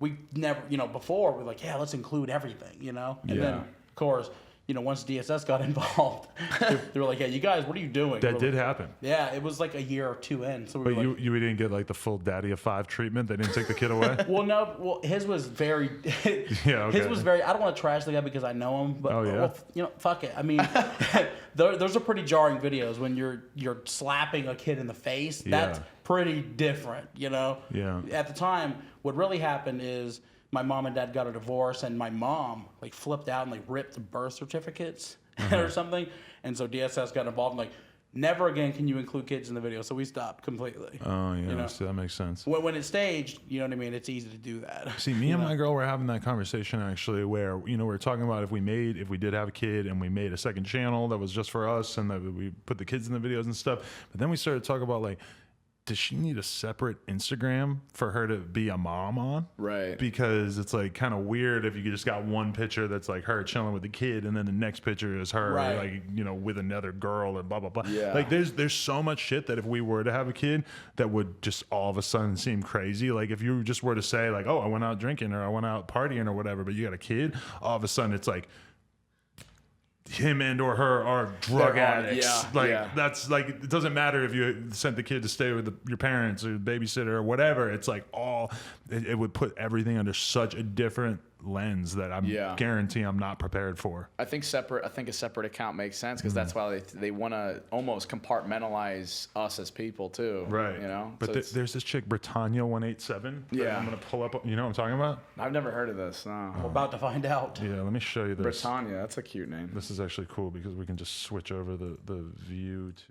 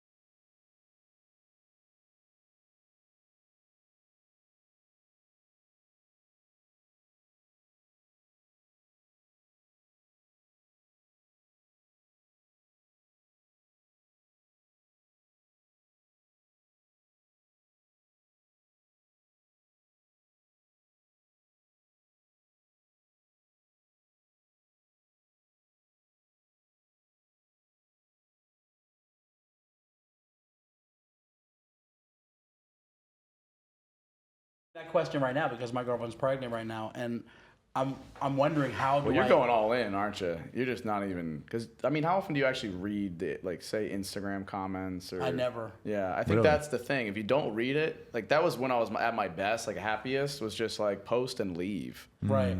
Yeah, I don't read any of that stuff. So I guess, I mean, I'm wondering now, what does the channel become now that there's a baby involved? Because you can't do like crazy drama stuff. Right. I can't have me holding the baby in one scene, and the next scene, my neighbor is like bashing the window out with a baseball bat. Right.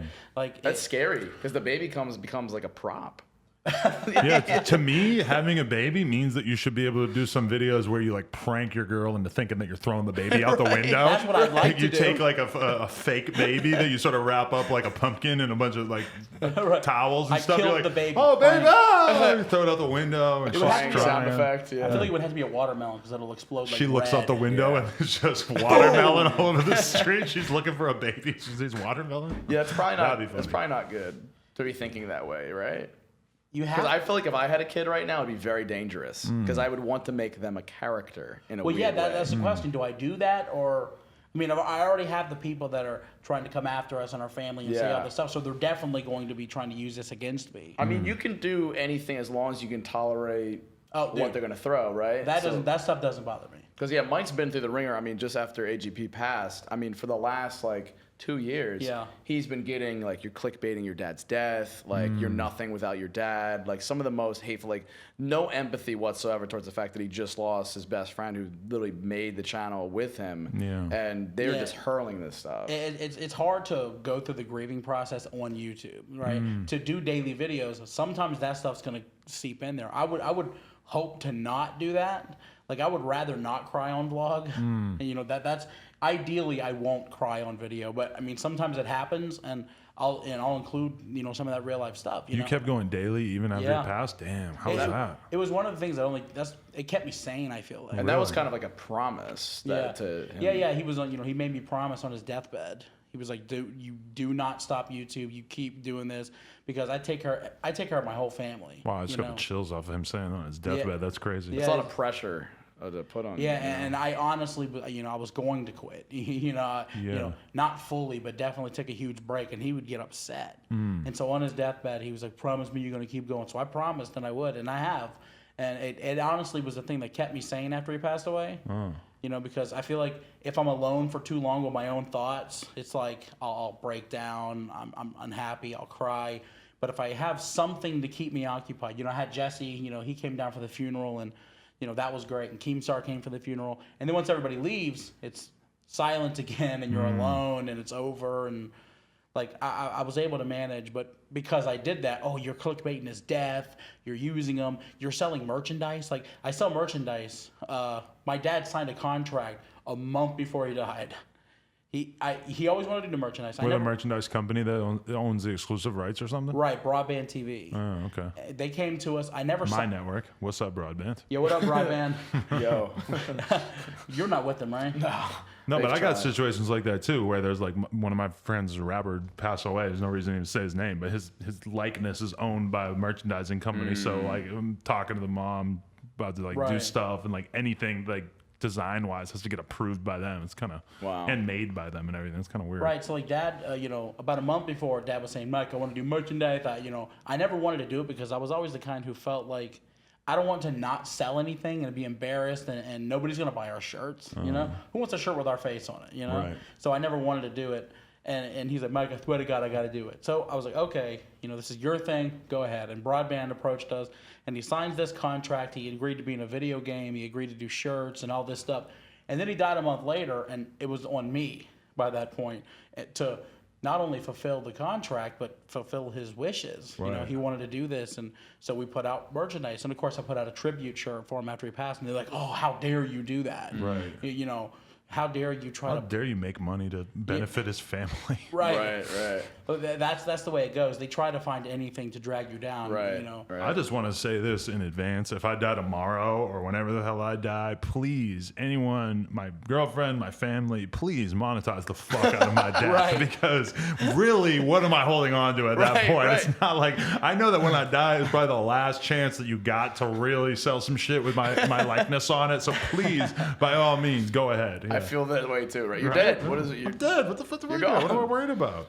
I think with Mike, with your situation, when you have the child, I think since you documented so much of the grieving process and like, you know, dealing with real stuff, and that's why I like loved your content, just because you've been documenting that, and I like the reality. I think you just dealing with having a newborn child and like almost doing it more realistically, less of like, you can manufacture drama where you're like, oh God, Bridget, the baby keeps crying, and you're like freaking out about that. But like when you're actually holding the baby, I think it just becomes like, it becomes more sensitive. But like, I think people would love to see that side of you. Do you think, have you ever watched the Ace Family? Yeah. What do you think of that?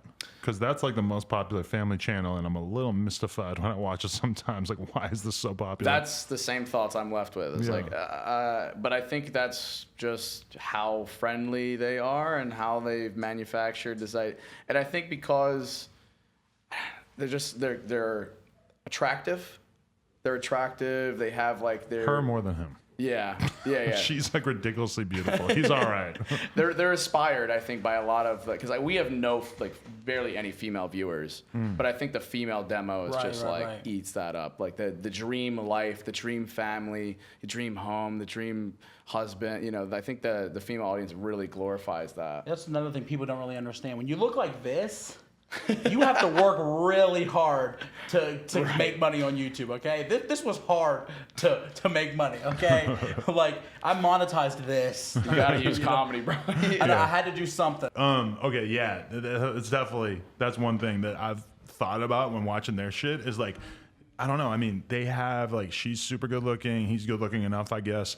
The kids are ridiculously beautiful children. Like the kids are just so cute. They have like so much money, such nice houses and stuff, and that kind of makes you wonder: is that the appeal of this? That it's so pristine and stuff. Kardashian effect. Are people gonna be as intrigued by like my sketchy ass talking about that kind of thing, or not those people? Right, a different audience. Different audience, yeah. But I think not as much. I think it seems like. I noticed I did the My Virtual Escape series that was more produced last year, and it was very edgy. It was very dark. And a lot of people loved it and related to it, but there was also a subset of them that were like, I go to YouTube to escape all my trouble. Right. I don't want to be reminded of it. I want to go to like the happy place. So I think seeing Ace Family is just like, hey, you know, here's our happy family. It's rich lifestyle, and everyone's just like, it gives them that dream, that imaginary delusion. Whereas like, I don't know, maybe some of the edgier stuff, if you keep consuming that kind of thing, it makes you more depressed. And maybe that was something like after AGP's passing, maybe a lot of fans stopped watching, not just because the content's like, maybe the content's still awesome, but they just couldn't bear to like, you know, see Michael grieving, and it just makes them very sad too. But that's the thing, viewership went up. You know what I mean? Yeah. When Dad was passing, I was getting between 150 and 180 per video. I'm getting like 300 now. You know what I mean? And you know, it's not because of the grieving stuff. It's because of just the drama. You know what I mean? Like that has increased, you know, trifold. But I've really tried lately to stop showing it on camera as much.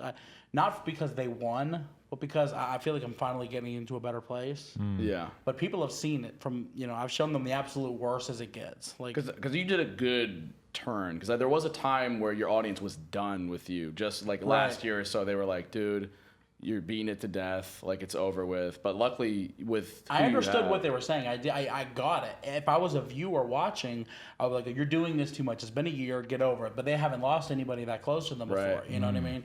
That, you know, not that I wish it on them, but when it happens, they're gonna be like, "Okay, this is a lot more painful than I gave that kid credit for." You know, it's a daily thing. Yeah. I was just talking over dinner the other night about Dad, and I started crying at the dinner table. You know, not on camera. Like, it's one of those things that's constantly going to be in my life forever. But hopefully, you know, I don't have to show it as much because it's just not so ingrained into me. And you really get what you give in all aspects. Like, because you showed that process, Mike had so many people come up to my VidCon saying like, I lost my father too. You dealing with this really helped save me, you know, and the same thing is like with my stories too. It seems like whatever I put out there, that resonates with them, and with your lifestyle too, to show, like you said, with the pill story and like the drug addiction or like, you know, partying lifestyle women, it'll attract those people. And even if it's not like a large group of people, you know, you can almost measure the depth of impact more than the scale of the numbers. And I think that to me, and I think to Mike too, that's what always has mattered more, is like not the, you know, the numbers, but the value of each number. Like when you really break it down. Yeah, because I mean, when you think about why the Ace family does good or whatever, it's because a lot of people have this, you know, it's like the most human thing you can imagine is to want to have a family, to want to take care of your family, whatever. For me, one of the things I'm the most scared of in life is losing my parents, you know, because I just know I'm not equipped to handle that. And I know how hard it would be for me to go through that because I love them so much and everything.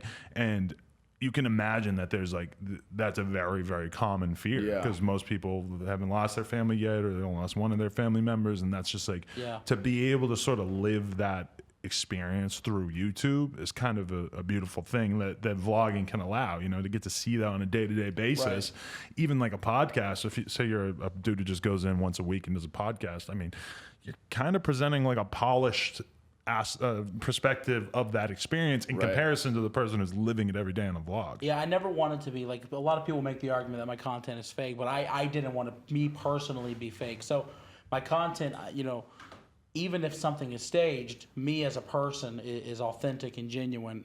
And so I didn't want to hide the real stuff from me from the vlog. So if I was hurt and I was crying, I'm not going to be able to record anything else. And I don't want to be like crying and they go, okay, you ready? Let's do this scene where I'm really happy. You know, that's how I was feeling. So I showed everybody, you know, and if that looked like I was taking advantage, you know, that's how they saw it. But it was really just, you know, so many people at the time were telling me that I was helping them that I kept doing it for those people because I knew, at least me personally, looking back on it one day, that I would appreciate it more because going back now, I have all these videos of Dad I can look back on and how I felt when I lost him. So I like looking back on that stuff. Do you do that? Do you like go through the archives and watch old footage of them and just use that as a way to sort of reconnect? I'm able to now.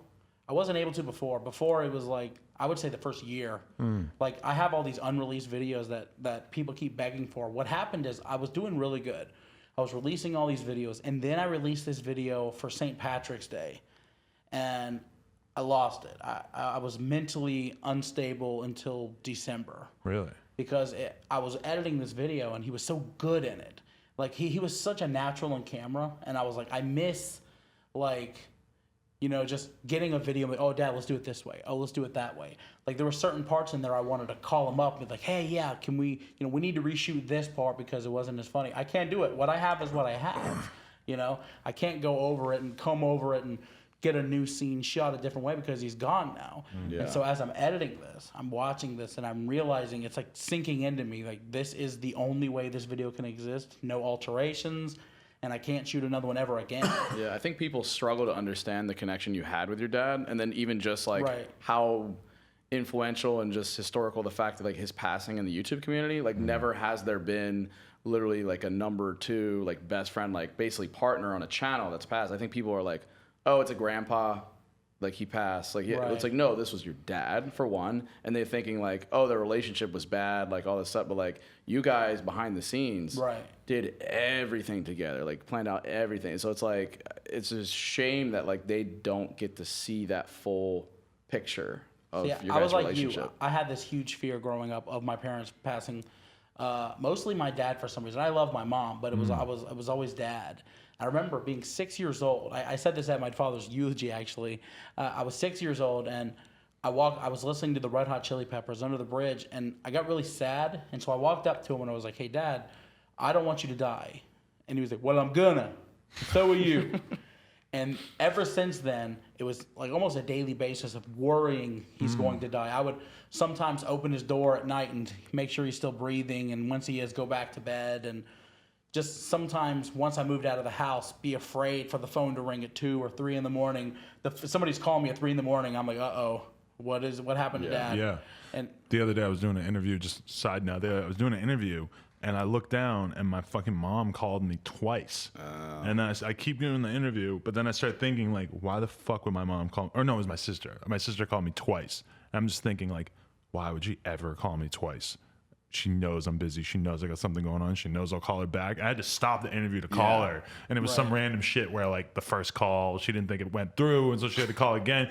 Now I'm just like, oh, like, that's what I was preparing for. Yeah. You know? Right. Yeah, I've had that phone call too. You know, it was the worst phone call ever, dude. Like, they were like, hey, come to the hospital. You know, I was like, there it is. The phone call I've not wanted my entire life. But once you've gone through that, it's like nothing can hurt you. That's why these people that are saying these things about me, say whatever the fuck you want to say. It's like, you know, you calling me a child abuser or whatever else you want to say. My father's dead. Yeah. Okay, that's low on the totem pole to me. You know what I mean?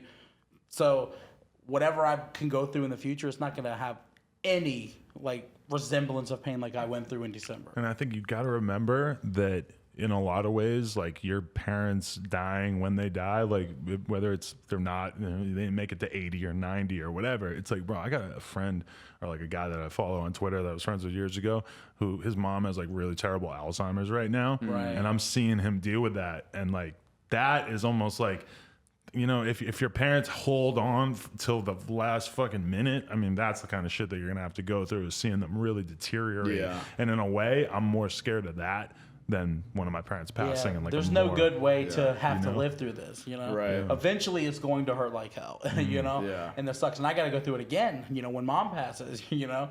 But Dad was just the most significant just because of how close we were. We were best friends, you know, business partners.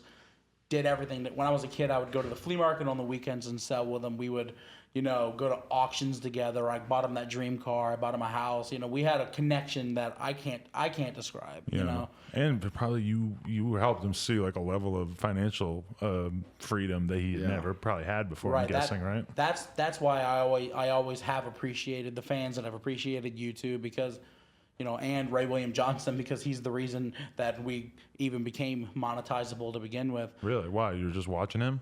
We had a channel for a couple of years and nobody was really watching. And Ray William Johnson did a video called All Caps Rage.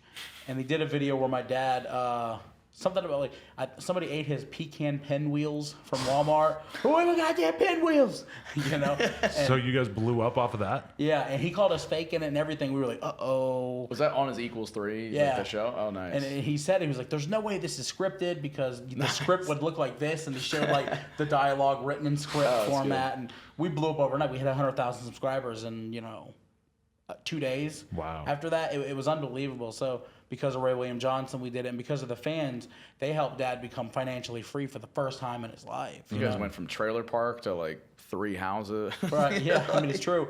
People don't, like, we lived in, like, the most dangerous trailer park in North Charleston. Like, at the time, North Charleston was, like, number 2 in the nation for crime. Single or double wide? Single. Really? I would have loved to have been able to afford that second half to the house. But, you know, What was your rent at that time?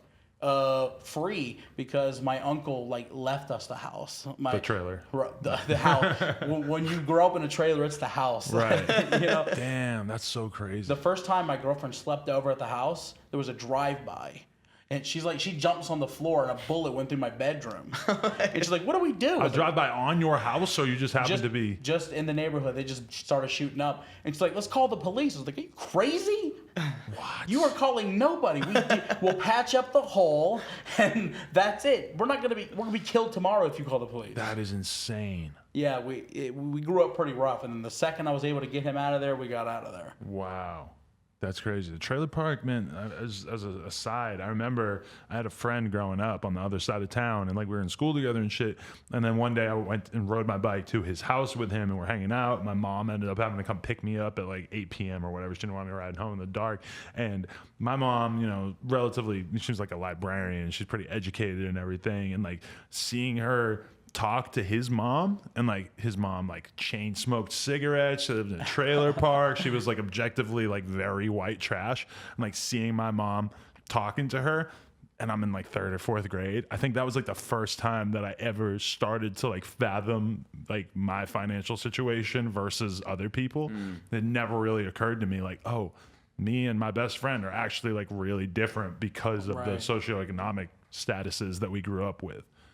Your mom was like driving away, and she's like, honey, that was what we call squander. Well, my mom is like way too polite and like, you know, friendly, that she would be nice to anyone. Like she's like, you know, she just could never be rude to anybody about anything. So she definitely didn't let on to me that like, oh, holy shit, like they live in like a really, really bad area. But I remember, you know, a year before we started making money, it's kind of the reason, I don't know if you touch on religion. I'm not religious at all anymore. One of the reasons why is we found this like really dilapidated piece of shit that it's the only thing we could afford.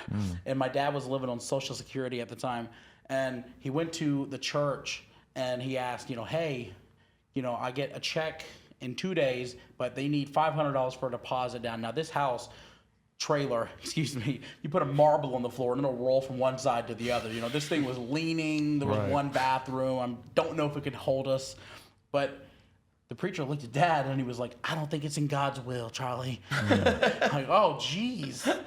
You know, meanwhile, the preacher was building his daughter like a second house, and, you know, probably taken out of the collection plate to pay for dinner. You know what I mean? So I was done then, but who knew? A year later, all of a sudden, we have this new found, like, I wouldn't say freedom because we didn't make money for a couple of years, but the building blocks started to form. Could you tell at that time, like getting views, that it was going to turn into like a full-time career? I could see it. I could see the light at the end of the tunnel. I knew I wasn't making it, but I knew that if I plugged hard enough, these people are making money on YouTube, and if I work, I could make something. And at the time, I was selling all the videos to break.com. Right. They own all the early Angry Grandpa videos because they were giving us like $600 a video. And so you would upload to YouTube, and then you would also then sell it to them? Yeah. I would upload it to also break.com, and they would buy it, and we'd buy dinner because it's the only way we were making money at the time. Right. You know, it was a really weird like economy and very like just weird life. Yeah. That we were living, but it paid off. You know, it was a smart decision. You know, there was a lot of times, Mike, you gotta get a goddamn job.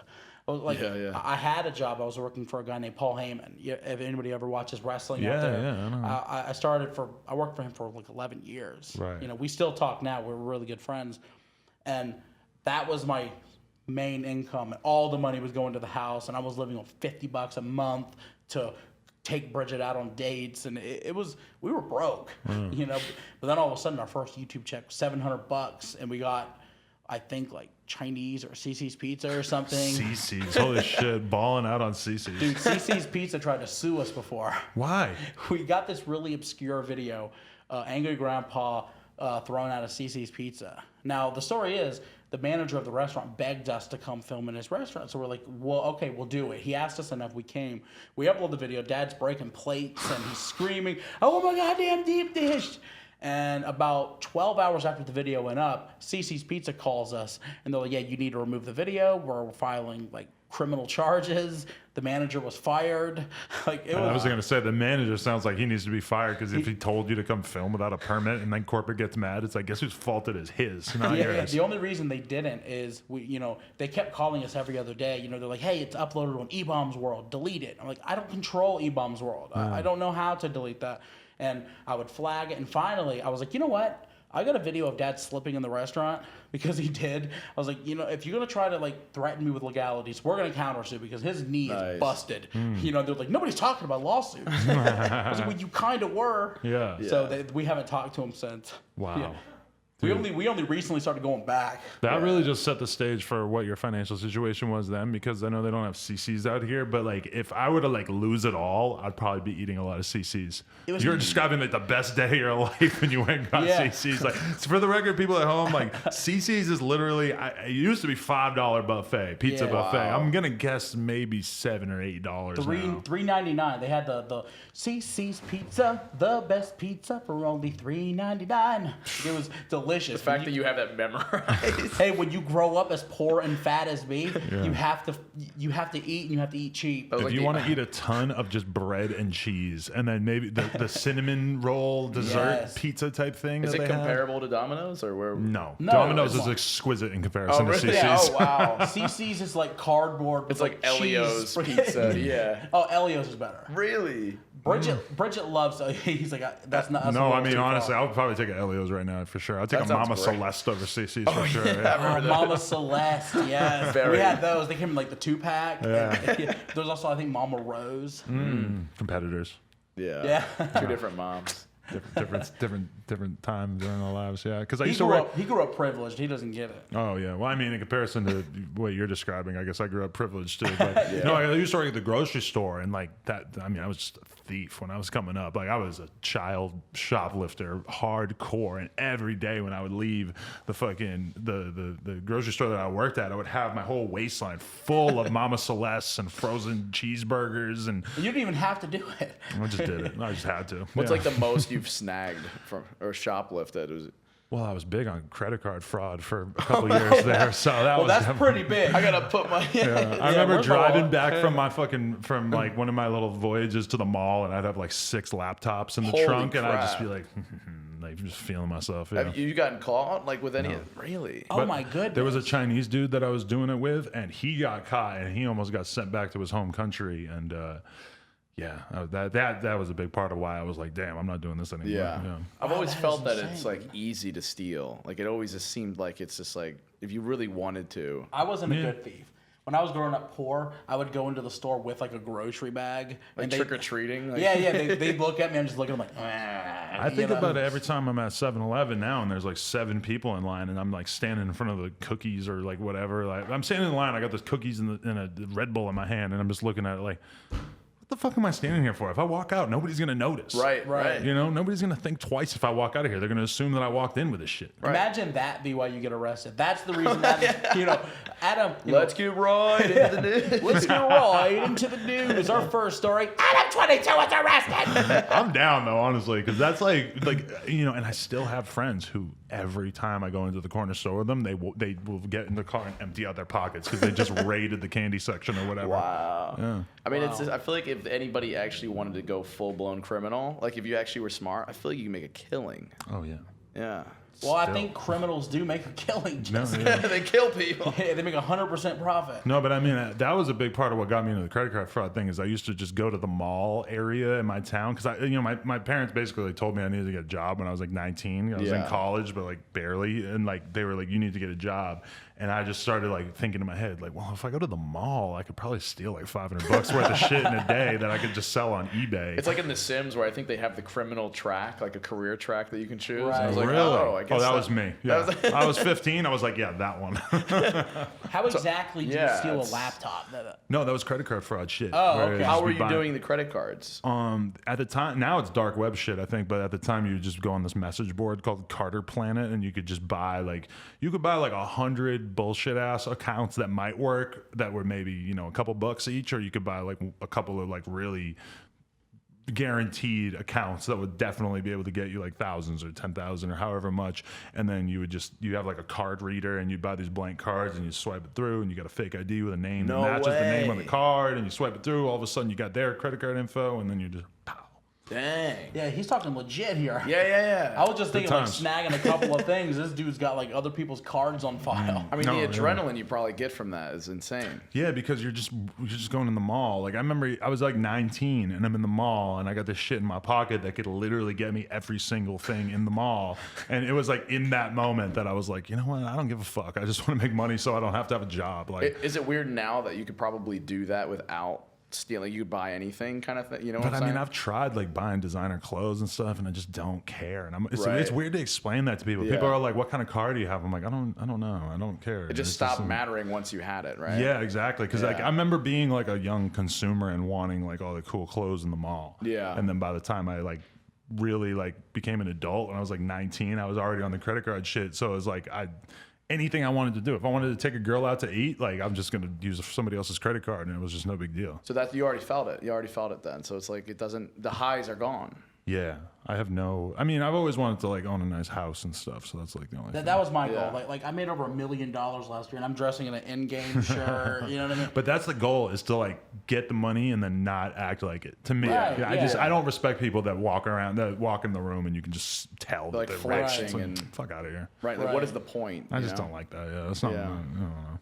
Yeah, it's it's like when I'm hanging around other YouTubers and they're all saying how much they have. Like, we all have money. You know what I mean? We're all kind of rich here. You know what I mean? You can flex to your friends. You know, you don't gotta flex here. But I hate that too, because it's like anyone who like calls attention to and highlights how good they're doing around people that they know are not doing that good. Right. That is just such a turn off to me. Like, I've always just fucking hated people who are like trying to sort of rub it in people's faces that they were doing good. It's like, bro, that dude doesn't have shit. So you talking about money like that around him is rude. Like, they hate you now. You know, I just don't. Yeah, it's like you don't want to call attention to the fact that you're doing better than somebody because you want to like.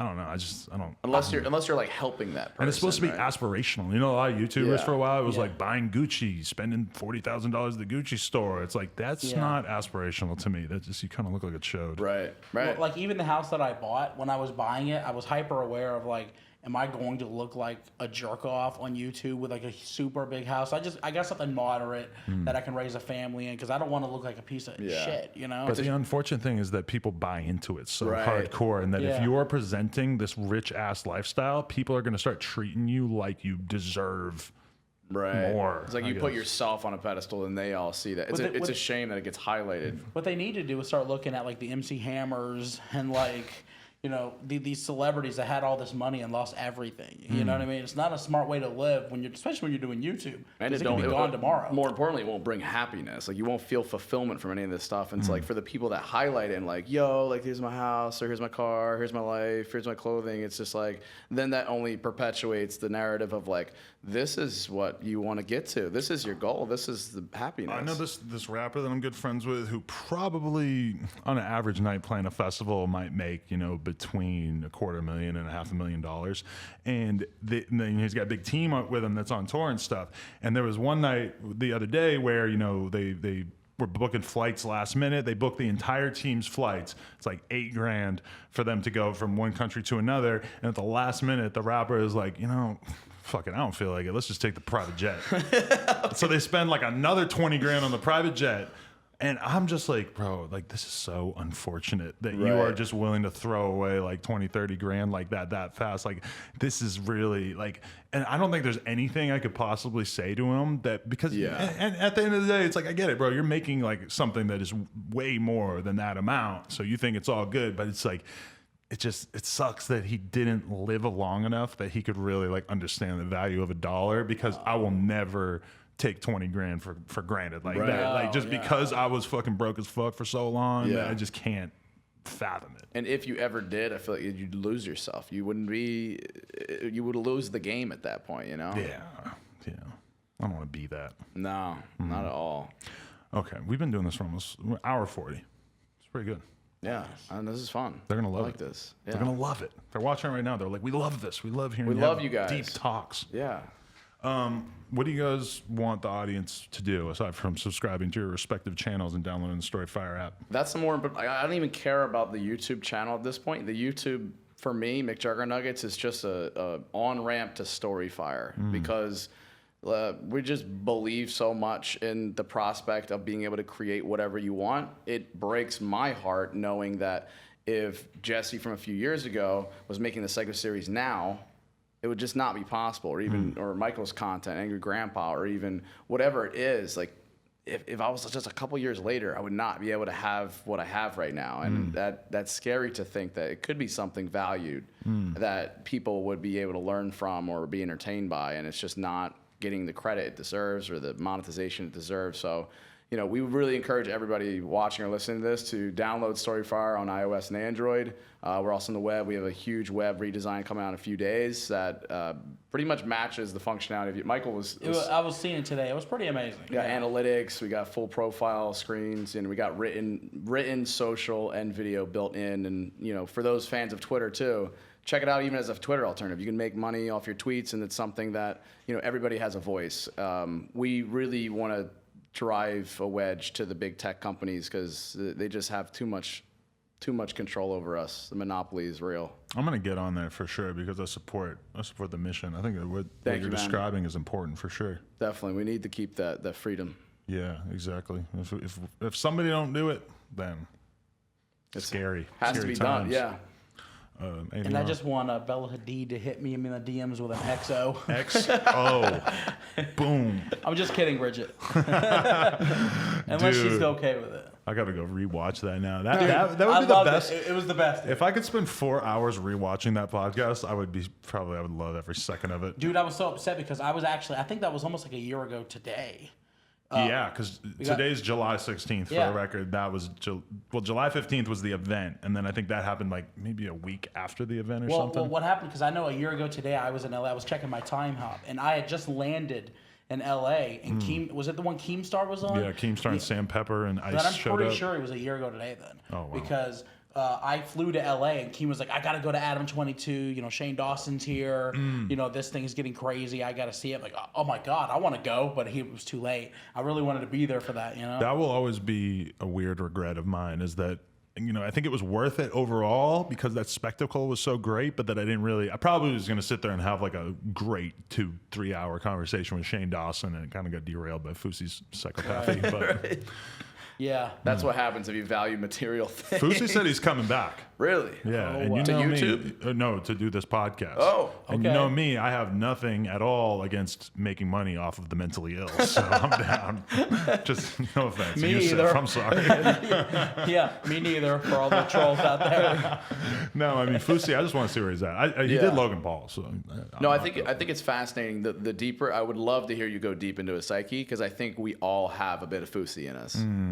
That's true. Yeah, when Keemstar showed up and started really grilling him during that, it was like he was just so. I was really thankful because Keem showed up and really like started drilling into Fousey, like really calling him out on shit. And for me, I was letting Fousey skate by with a lot of the bullshit he was saying because of the fact that I just really genuinely don't give a fuck. It doesn't really matter to me that much, you know?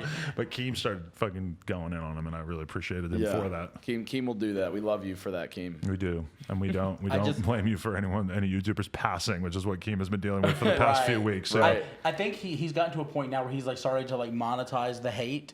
Like he started to like take credit for the roach thing now. Like they had this whole thing like spam Keemstar with roaches because of whatever, and now he's put like a roach sticker on his computer, and he's tweeted, and then now he shared some article that said roaches will live forever or something.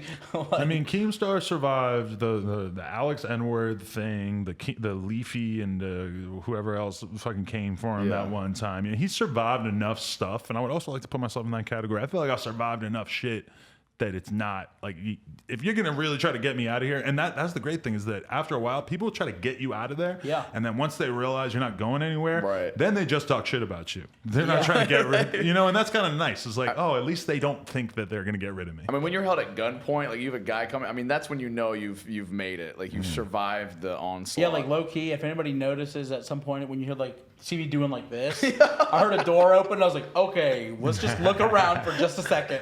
I think about that all the time. Just this, I picture this wall, just bullet holes opening up in the wall, and just fucking me just hitting the ground. That's what I sort of imagine. Mm-hmm. Now, are you like thinking monetizable? Are you like, I just hope it's live when it happens? It'd have to go on Storyfire. It'd get demonetized. I know. Actually, I was so shook from that dude running up in there that I didn't actually like put that clip of the guy putting the gun in my face. Like, I didn't upload that and get the millions of views because my brain just straight up wasn't there on that topic at that moment. Yeah, like I showed everybody that clip, and not a lot of people know we're in that chat together on Twitter, and everybody telling me, no, it's fake. I'm like, I'm telling you, the guy has shared privately that it's real. Like, it's absolute insanity. It's so ridiculous that people just couldn't believe it. Has that processed?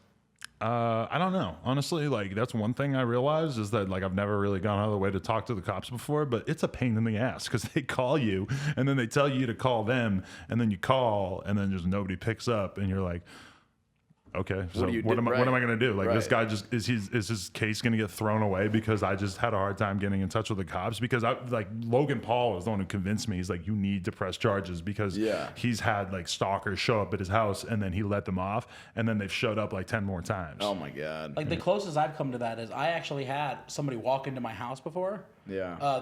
What happened, I think I've told you the story before. Bridget was outside, she used to go in the back porch and smoke cigarettes and stuff.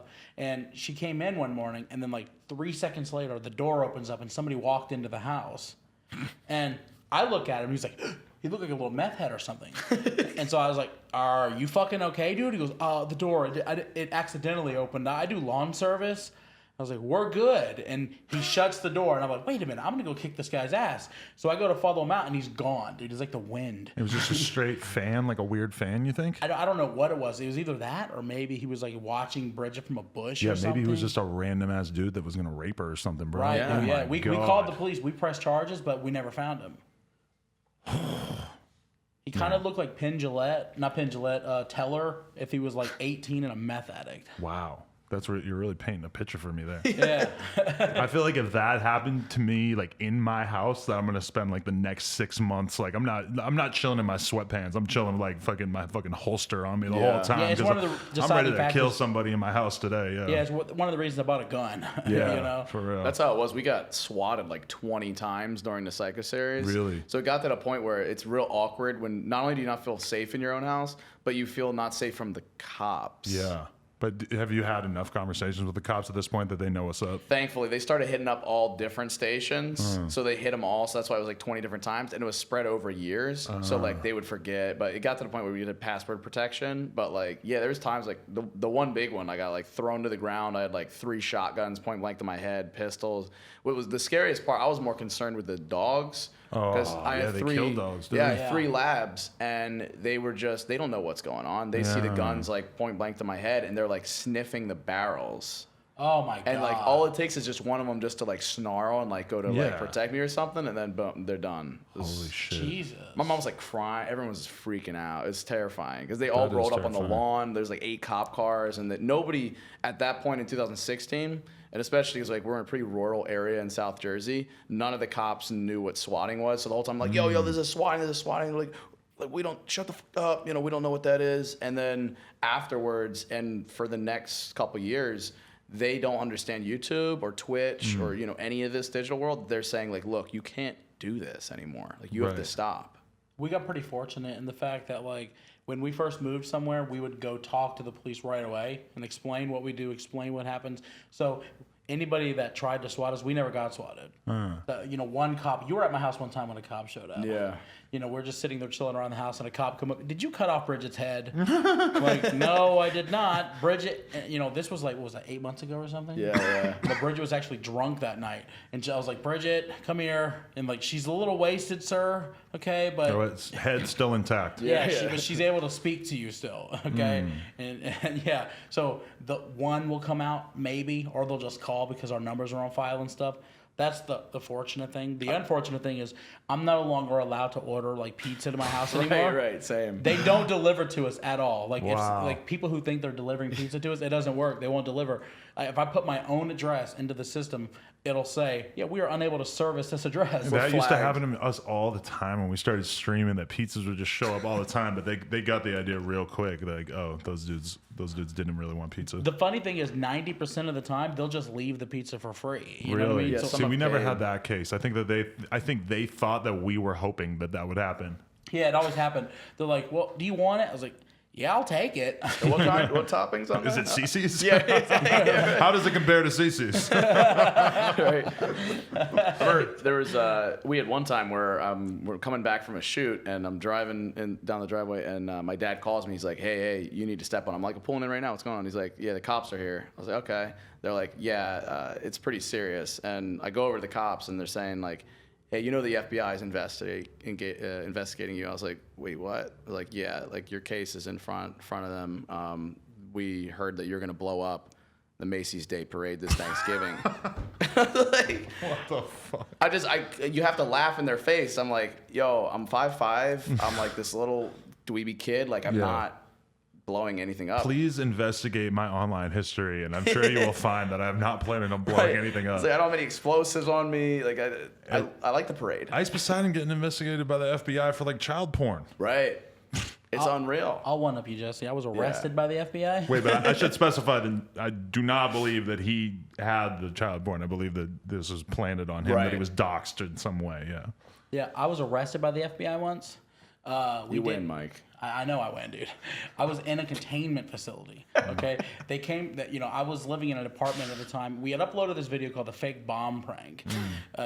My infinite wisdom. I took road flares and a clock, and I duct taped it. A clock. And yeah, it had to have a clock on it. You need a ticking time bomb. Exactly. Yeah. And it had wires connected to it. It looked like a pipe bomb or something. What dude. year was this that you did this? I think 2012 maybe. Okay. And so End of the world. The prank era. Yeah. And so I put it in a UPS box, and the whole idea of the video was going to be Dad opens it up, and oh my God, it's a bomb! I can't believe it. And I had the bright idea. I saw UPS coming out for delivery. I was like, Dad, I got it. Here's what you do: take the box to the UPS driver and hand it to him, and I'll film him handing it back to you. Like, you say, hey, Dad, you take it to him and say, hey, should I open this? There's no name on it, and the guy will just hand it back to you. That's pretty smart. And so I filmed him handing the package as if the package actually made it through the United States mail service. That's smart right there. And so the video shows them handing it back, and Dad's like, Mike, I don't know what this is, Then the video proceeds, Dad screaming, fake bomb, whatever. The next day, Dad calls me, Mike, I need to get in my house right now. And I'm not kidding. I'm like, what's going on, Dad? FBI's here. I'm under arrest. I was like, what? What happened? And next thing you know, this guy gets on the phone. I'm special agent so-and-so, and you actually can't leave your house right now because there's going to be agents at your house in 3, 2, 1. I'm like, uh-oh. They came in. They confiscated all the electronics. They took computers. They took televisions. I don't know what's in the TV. They took it all, dude. They took it all. They started combing it over. And you had finally just gotten those things. I know. So it was my first TV, bro. You took it from me. And so I get arrested. I had to call a lawyer. They're combing over all the evidence. I explained my side of the story. About 2 days later, they let me go, and turned out that they were fans. They weren't fans beforehand, but he was like, "Hey, okay, you're free to go. By the way, we watched all the videos, and we love them. Like, hey." Thanks a lot, dude. It's a good way to get a couple subs. Right. Yeah, I know, right? It was terrifying. I remember crying on the phone to Bridget. Wow. Like, I get like a couple of phone calls. It wasn't like jail. I get one phone call. I was able to use the phone, but I was just in this blank room, and I would call Bridget. I'm like, I need a lawyer. I'm scared. Bro, the cops, like, everybody talks about the cops like they're so invasive, but when that dude ran in the store and, like, my friends fucking beat the dog shit out of him, he was like passed out on the ground, and then they call the cops, and the cops are like, well, but so the threat has been neutralized, we're like, we have a guy who's unconscious on the floor in our store, and we took a gun from him. You need to come here. They're like, all right.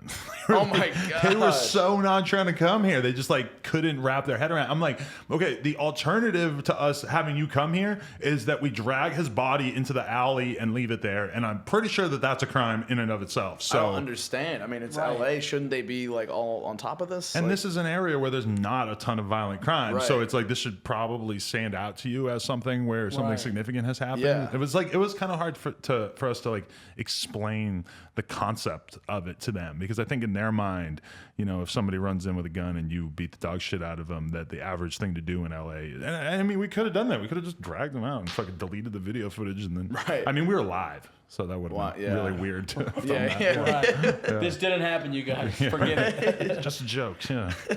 Whatever. All right. A strong 2 hours that we just did. Yeah, no, this was awesome, man. I really appreciate it. Appreciate you guys coming through for sure. It was a good one. A couple of YouTube heavyweights I'm happy to unite with. It was a 5-minute walk. 5-minute walk. Yeah. There you go. So if you guys want to do any, how much longer are you guys here for? I'm here for another week or so. I'll be around for the Logan Paul foot race. Oh, you are doing that. I'm not competing. I'm just kind of like spectating. Dude, I was supposed to do it, which was going to be really tough for me because I'm not a runner at all. But I got. There's some other events on there. You do some like. It was like a relay race, isn't it? All basically running, or there's like the. Was it like a shot put or discus or something? I do not know how the hell to do that. Yeah. Yeah, I leave tomorrow.